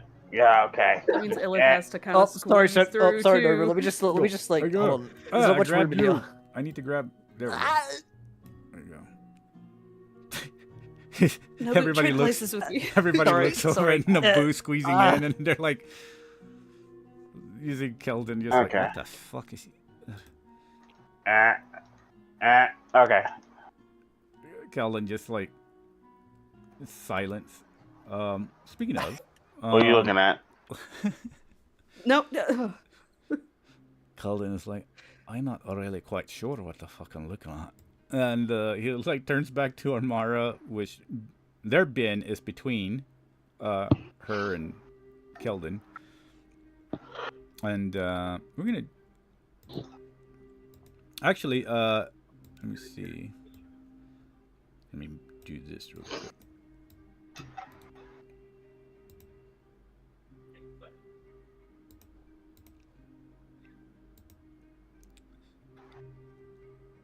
And that's all. By So, himself. so Zool is exploring this particular part of the city. Let's see.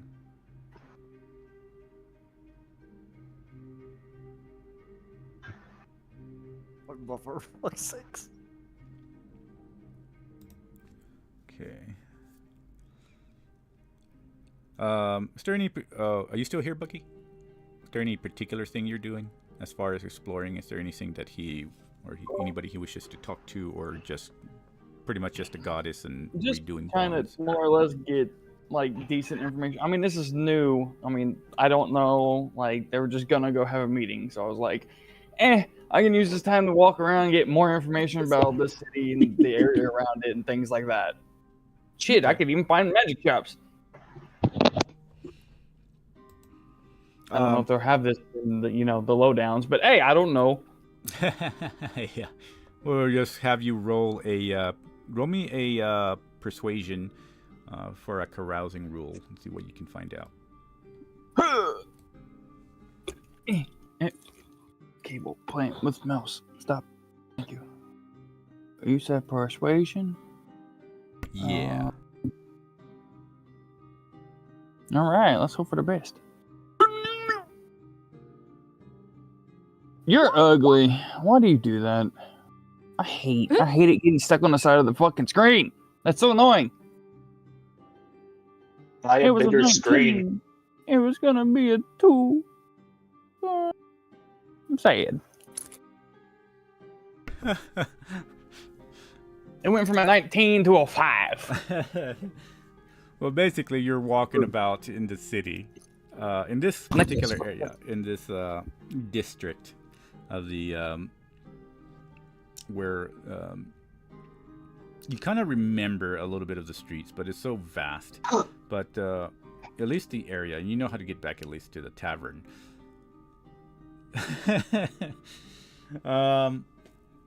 Mainly people speaking about business. A lot of them also, you overhear something about somebody getting killed, possibly, and changing of power was in the changing of power was in the district.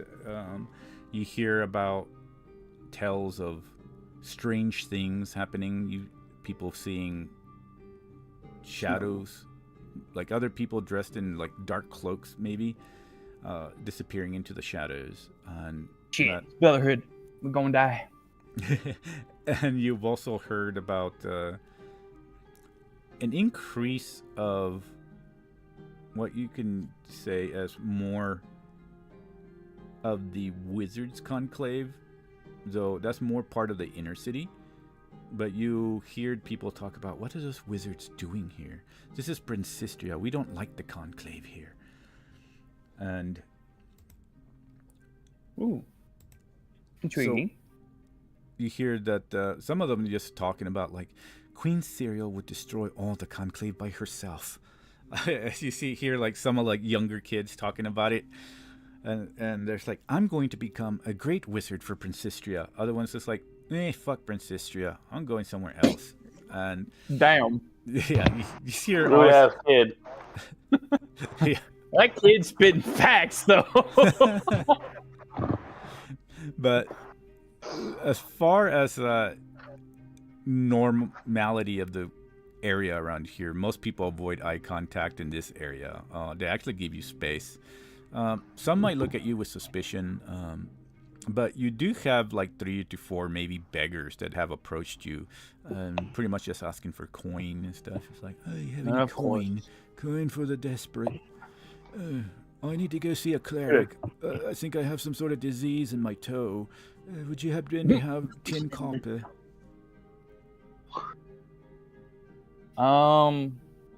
Give me a base amount of like how many beggars. Probably about 3 approach you while you're actually walking. All right, we'll go with 3. I'm okay with that number. Yeah, while you're walking the streets here. 40,007. I was gonna say if it's like 50 to like 60, I'd be like, I don't have the change. If it's like 3, I can spare like a couple copper. Damn. And so you Sorry, I'm spare not like beating a couple. a fucking nation. Yeah, it's only 3 that usually approach you. There's some other ones that kind of more weary of you. Some of them just sticking around by their little beaten huts and side alleys, but they don't really approach you. It's only the more what do you call it, braver ones kind of approach you, because you said you're a Yanti, right? Mm-hmm. Yeah, so you have the whole, you're not hiding it or anything, correct? No. Yeah, so not necessarily. No. Yeah, so there's not a lot that usually approach you, because and I'm assuming you're the humanoid. I can't remember, humanoid type, right? You're the you're not like a abomination or anything, I hope. No, he's like humanoid. He still occasionally, slurs his S's, but Okay. But yeah, that's about it that he's able to find out in this particular area. But go ahead and roll me a perception once more, or yeah, not persuasion, but perception. Perception. Perception. Oh, this one's slightly better. Please don't fuck me. You're ugly, and I hate all of you. Oh my god. Okay. Damn. Which god did you piss off? Okay. Well, that's gonna Look, be... there's already been a nat 20 for the day, so all the luck kind of went out the window. I don't think I can kill this one, guys. Oh man. All right. We're going to have to... All right. So you're in a street, and you actually... Oh, well, yeah, you don't notice that. Okay. I was like, my passive is like a 13. Passive is a 13? Okay. Yeah. Actually, let me roll something for that one then. I was like, I don't know if that'll make a difference, but hey. Oh, wow. Yeah, that does make a difference right there. As you're walking past this particular street, you suddenly hear like a clanging of something, like if somebody like almost tripped, and you took a turn where there was people, and some of the last beggar that you gave however many copper to, once you turn into this one, you see that there's 3 people who are following you from the back, and at the other side of the street, you see another 4 people who are blocking the way. They about to try to fucking mob me or mug me. Oh shit.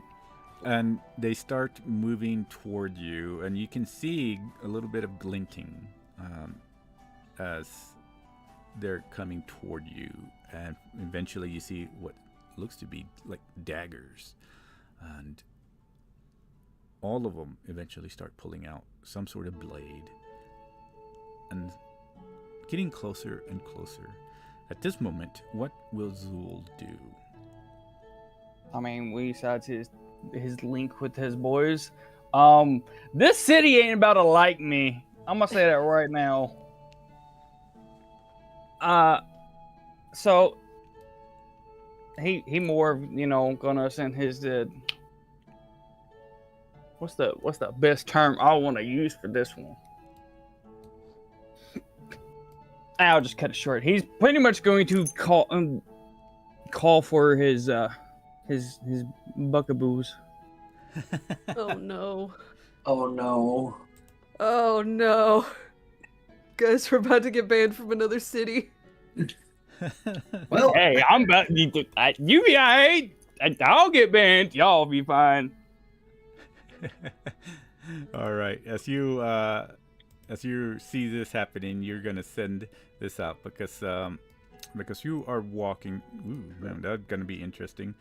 I'd probably say you still might be by yourself because the time it's gonna take for them to get there, but it's okay.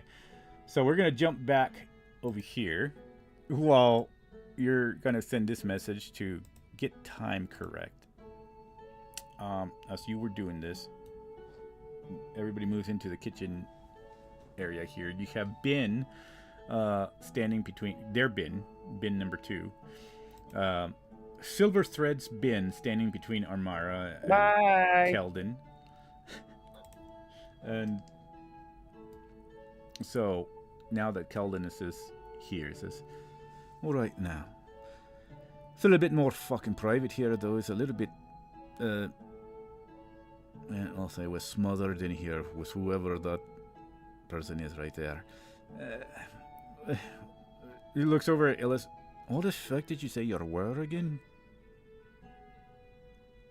I really need to get a disguise. We're something akin to lizard folk. A little older, though. He looks down at Hermes and looks at Naboo and then looks at Illis and says, I guess you took all the fucking sizes, didn't you? Yes, we do come. Does he think I'm y'all? Yes. He's dumb. What, Bunny? We come in a wide variety of shapes and sizes, as you could probably imagine, but let's focus on the topic at hand, please. He's just kind of shakes his head, looks over at the... Oh, fuck. Great, I got a fucking creature, I don't even know who the fuck it is. Calling me names in my own establishment because of you, Amara. Alright, Amara. The fuck do you want? So you can get the fuck out of here. As I said before, the information. I need the shield's information. As well.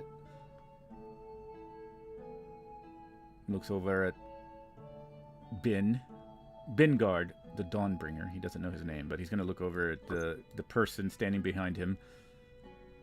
Hello. Well, according to them, they were pointing over that somehow you followed a goddess or a god of sorts. And looks over at Cedric. You vouch for this person here. You vouch for Amora, knowing what she's done. Just gonna take a look to the left for Amara and then look back. I stand with her. And her actions may... Oh, sorry, yeah, you go. Oh, sorry, he was looking... Do you have your, the god's symbol on your shield? I do have the god symbol on my shield, yes. Oh, okay. He'll look over and says, a follower of Leolandra. Leolandra is the... Oh, I can respect Leolandra. Many of her clerics have helped me in the battlefield. Out there in the world when most of my men might be dying. I respect that goddess. I can't for the life of me understand why somebody like you would be with Amara. So if you're vouching for her, maybe. Says, looks over at Bingard over here and says, I can't quite tell what your goddess is, or god, or whoever you follow. But you, Lisa, also are a follower. So what of you? You vouch for her as well. Does your goddess or god vouch for her?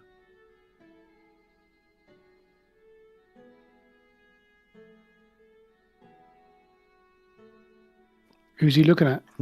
Oh, he looks at you, Bingard. Yeah, you. Yes. As far as it is at the moment, yes. Oh, at the moment, I see.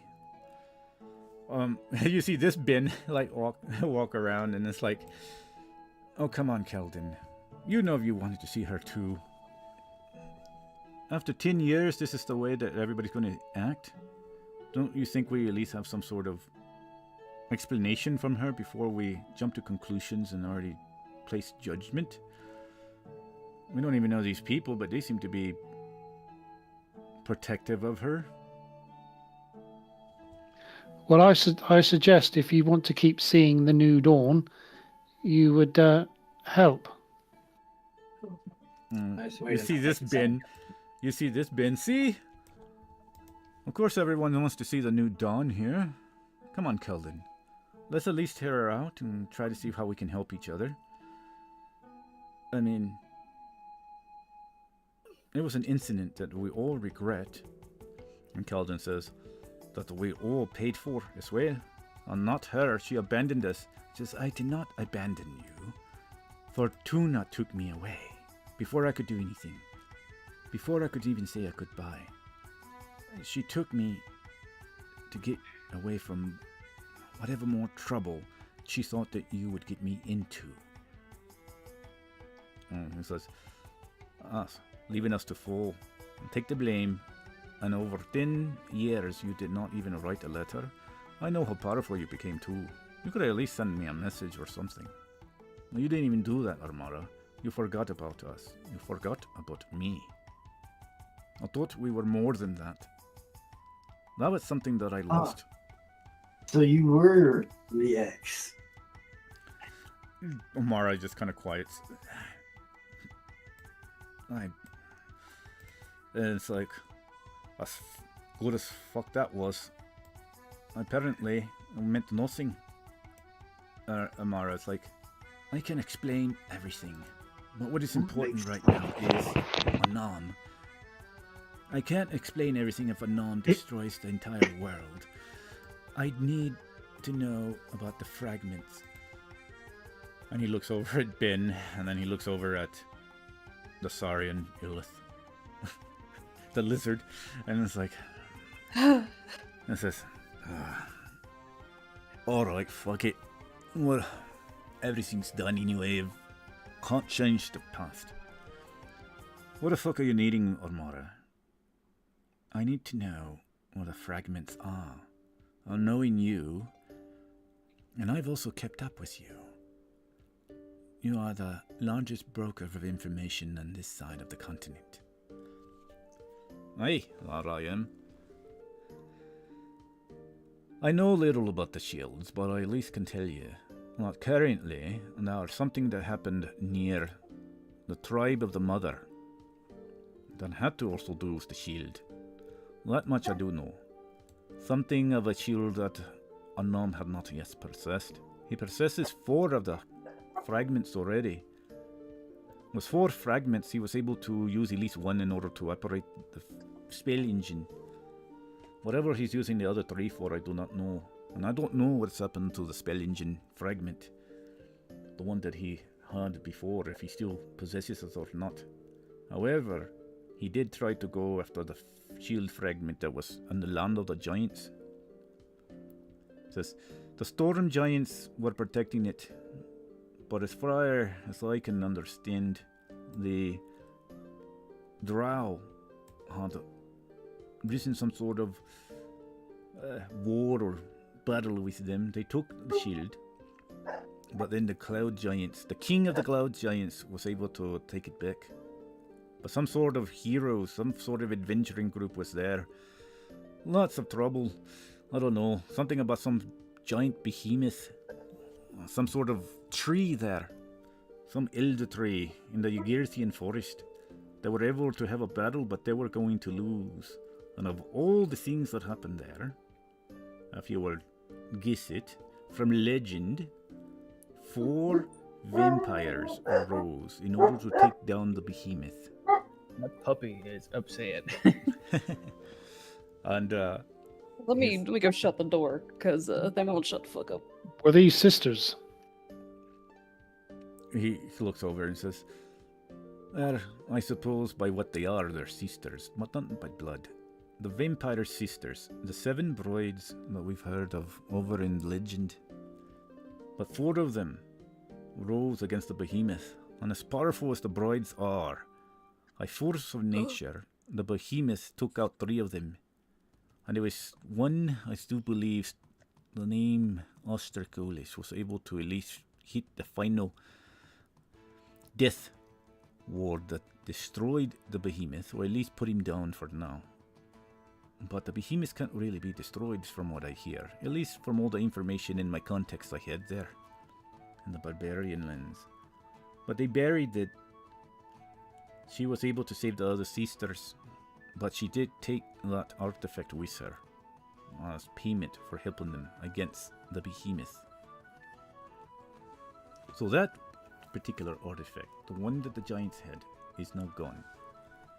As far as the other 2 are concerned, I don't know where they might be particularly, but I have heard rumor that it might be somewhere within the North Angorian region, while the other one may be somewhere in the southern Angorian region.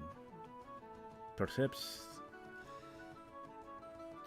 I could look into it more if you wish me to. But as I said, this is very particular information. I will expect very good payment, Amara. And they said that you have coin. For the information I just gave you, was very vital. I say at least 5,000 gold pieces. Amara's like, yeah, 5,000. It's not all. That can be arranged. I looks over at Illith.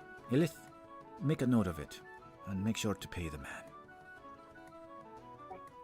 Very well. She'll continue writing in her journal. She was just scribbling this whole time. And, is there anything else that I can have my assistant help you with? Sorry? Assistant? Says, Is that a promotion? She looks over and says, oh yes, you have always assisted me.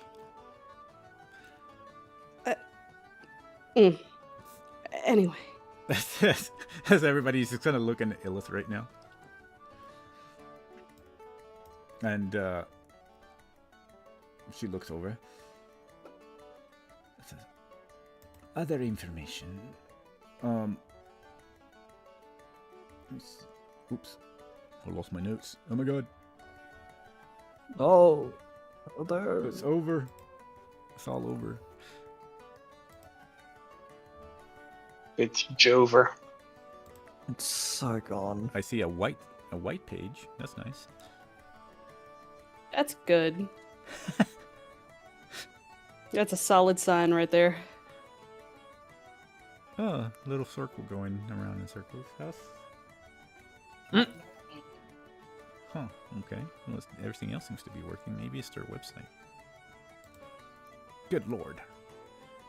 Ah, this is why there was, like, bonuses to having tangible paper. With D&D Beyond.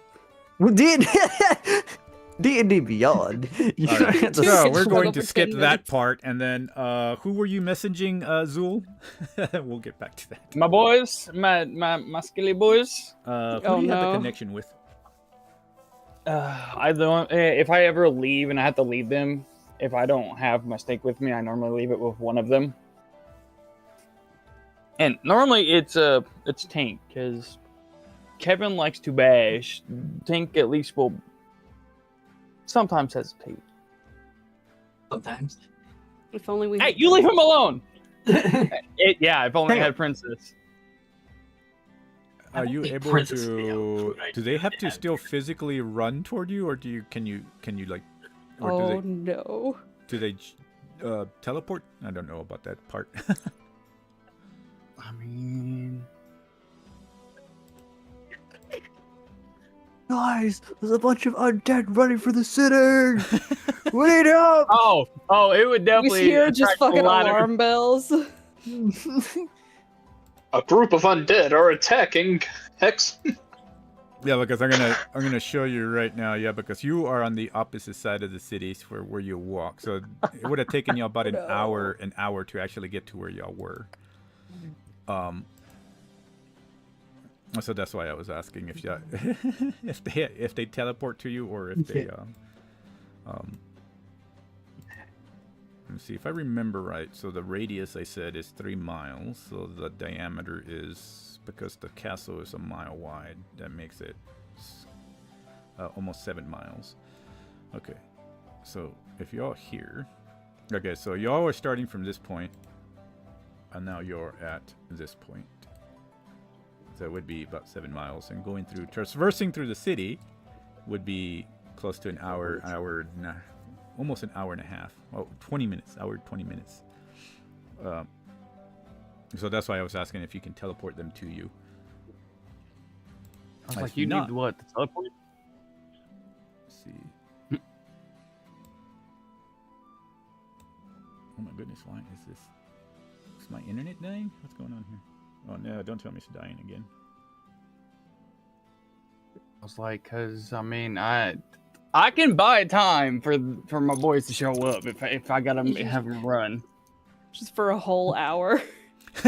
So fellas, I got spell slots. I will throw shit. You probably y'all might have, if you have spell slots, you probably be done by that time. By the time they show up. Hey, it's better safe than sorry. You're screaming in the city. Oh my gosh! Come on. Screaming. Must be the wind. Give me 1 second. Let me check my internet speed. What's going on here? Is it still snowing out here? What the hell's going on? I see sunlight. Probably. Oh, Honestly, it's still snowing. I can. What the hell? You have sunlight? I have sunlight, but yeah, I don't I know have what a that little is. bit of drizzle still going from snow. What God, I want to experience snow, man. do you want to make a snowman? I can. There's pictures in Discord. You can experience it. I want to experience it in my hand. I want to grab the snow. Oh, well, No, isn't I've that never cool, felt guy? snow. It feels. I mean, very cold technically, to I the can touch. avoid all of this and just do this a simple fucking way. No, it's up to you. I mean, I can't open the stuff right now. No, you're good. It's either I call for them or I just cast fly and just take off through the city. No, I guess that's true too. I was gonna say, Yeah, if you want to avoid like- the combat and stuff, you can cast that and fly off if you wish. I was gonna say, if technical, if needed, I can get a word or from Zul, I could be there like pretty quickly. You do have the piercings now. Oh, do we? Oh yeah, I we give all them to do. everybody. I was Everybody like, gets a piercing. He just kind of doesn't remember. I mean, y'all can contact him and check in with him. Yeah, it'd be up to realize you had the you. piercings. I mean, from what you can tell that they're just street thugs too. So, Yeah, which means if I cast fireball, there's a high chance I'm blowing them up and myself. So You have other spells. You don't have fireball. he's gonna go. He's like, freak this shit. We're gonna go full out. I'm just hey, taking. I'm not getting mugged. Fuck this shit. I want I my didn't Last ask results, how best big the alley results. was. I just cast fire. He's like, we're going all out. I don't care what they are. Herbie's so talks for the taking prisoners. you with Hey, me. how, He's Hey, been hey, fighting so are nothing you but doing dragons good? and shadows. He's not taking any chances. Just turns Hermes eventually turns the corner. And just see charred corpse. What happened? Don't ask questions. What you got Don't make there? it weird, Hermes. What you got Um, there, Zul? A smoothie? Yeah, I forgot we even had the fucking earpieces. I will probably do a checkup to make sure the other. Do you have to activate them, or do they just like activate automatically? They have limited use. I think you can do 25 words once, and then somebody can respond. I just meant like, can you like unconsciously speak through them without actually like invoking it or whatever? I'm just curious. Yeah, I mean, that would Because the just have only to thing be. y'all gonna fucking hear is me fucking being like, I'm about to blast y'all a new hole. Yeah, it'd just be like if you concentrate on it to activate them, that's all you're doing. If you actively just concentrate and say, oh, okay, I'm gonna send this message. I think it was what did I put down there? A bonus or anything like that, or it's just what's the description of it? 'Cause if it takes let an me action, read. I could use that for a spell. Hang on, I'm finding it. Since my internet is not trying to open the battle map there. Let's see. While wearing one of the paired earrings, you can use an action to send a spoken message of up to 25 words to a creature wearing another earring. Either wearer may initiate the message. The recipient can reply immediately as part of the same transmission, allowing a brief two-way exchange. This property can be used twice per day by each earring. All expended uses recharge at dawn. So, let's see. Only one transmission can occur at a time. The earrings do not function inside anti-magic field, and they cannot transmit across planar boundaries. So, if Hermes sends you a message, you can send one back as a free action. Ooh, I could also do this. Anyway, I'm listening. Sorry, I'm looking through my spells to be like, what can I take him out fast with? While we're talking here, I'm gonna send Zul a message like, "How was your extravaganza?" I was like, technically, nobody really knows that I left. You're not here. As far as, I was like, you don't know. I could be still outside. Just, chilling by the door. Yeah, because nobody. He just the only one that stayed outside. So yeah. Yeah. So yeah. How's the shopping going, Zool? Yeah, it could be like, how's outside? Be like, I'm a little preoccupied with some thugs. Is that what you say? Is that how you respond? I don't know. It depends. You gotta ask your question more specifically, and then I will respond. You say, how goes the outside? Okay. Well, you have about 5 seconds before you watch an explosion inside of an alleyway happen. So pretty exciting. How's the meeting going? I think that was 25 words under. But so you responded, or you asked, he responded. That's one charge used up. Or Hermes. Hey, I'm gonna kind of slink around here and kind of try and whisper to Illith. I might need to leave real quick. Zool might be. People might be attempting to mess with Zool. Of course. Oh, I don't even need half my spells. I have so many cantrips. I could just fucking willy-nilly be just. Well, people are still going to become charred corpses, so I mean, it depends. Well done. Roasted, incinerated. I'm gonna boiled. Turn around to the main guy. Hold on. Here's a question. William, is it nighttime or daytime?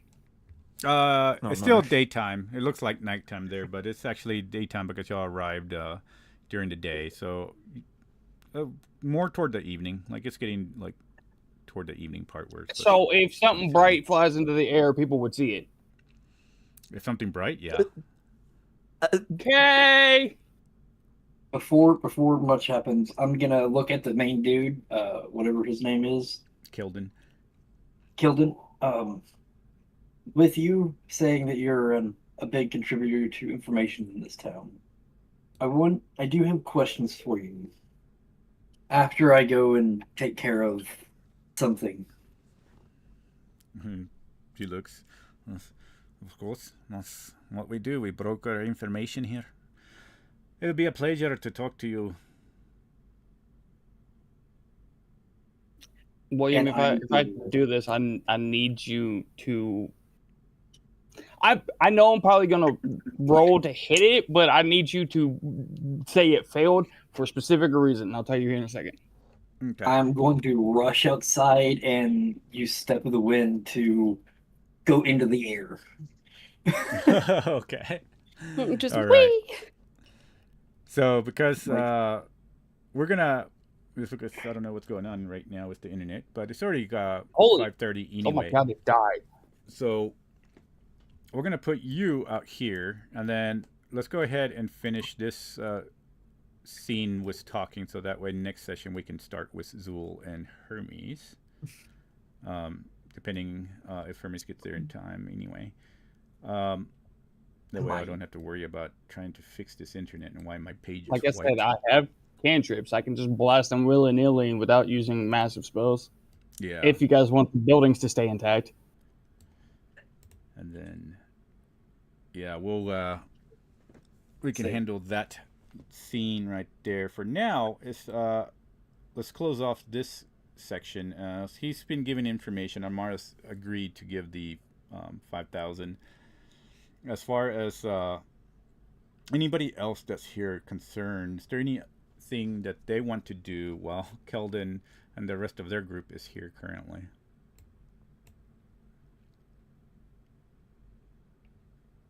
I'm gonna take that as a no. You guys still alive? I don't see anything wrong here. I was like, nobody spoke, nobody did anything, and I was just like, damn, did everybody just die in 2.2 seconds? All right. So the main information that he'll give then, see, Amara agrees to this, is just basically he's going to do this so we can kind of not have to spell it out there, but he'll say the Heart of Valor and Shard of the Dawn, the Warding Echo, Divine Coil, and Judicator's Eye. So all these he's going to give information, and I'm going to put it in Discord for y'all to have. Illith will probably like that part. Yes. You fucking nerd. More notes for my journal. Put it here. So those are the names that he gives out. Don't mind the mechanical parts of it for D&D, but those are the names that he gives out. Who is being, and what parts are being held by Anam.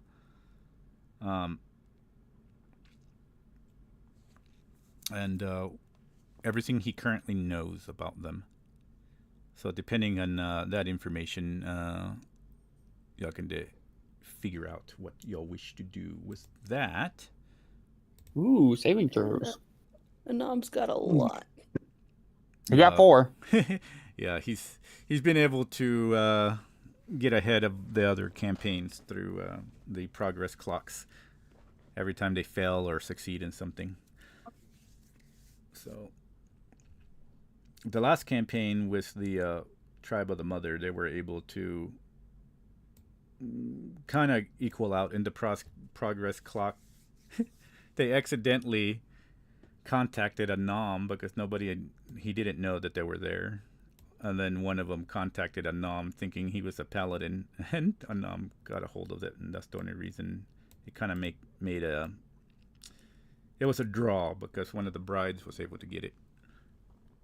And that was a big, massive battle right there. Okay. But that's all cool. right. Well then, if there's nothing any questions being, we're gonna end that scene right there as Amara agrees. He gives that information to Amara, and then next session we'll figure out what's going on with Zool and everything once I get the map working again. And my white screen is not white. Blame the snow. Oh, I guess so. Makes sense. We went from fighting dragons to fighting a bunch of straight thugs. Yeah. No, y'all didn't run into anything. It was a moi. And Was All right. I'm going to go ahead and stop recording. Goodbye, world. We'll see you next week. Goodbye. I'm gonna Goodbye, ring out everybody. to somebody.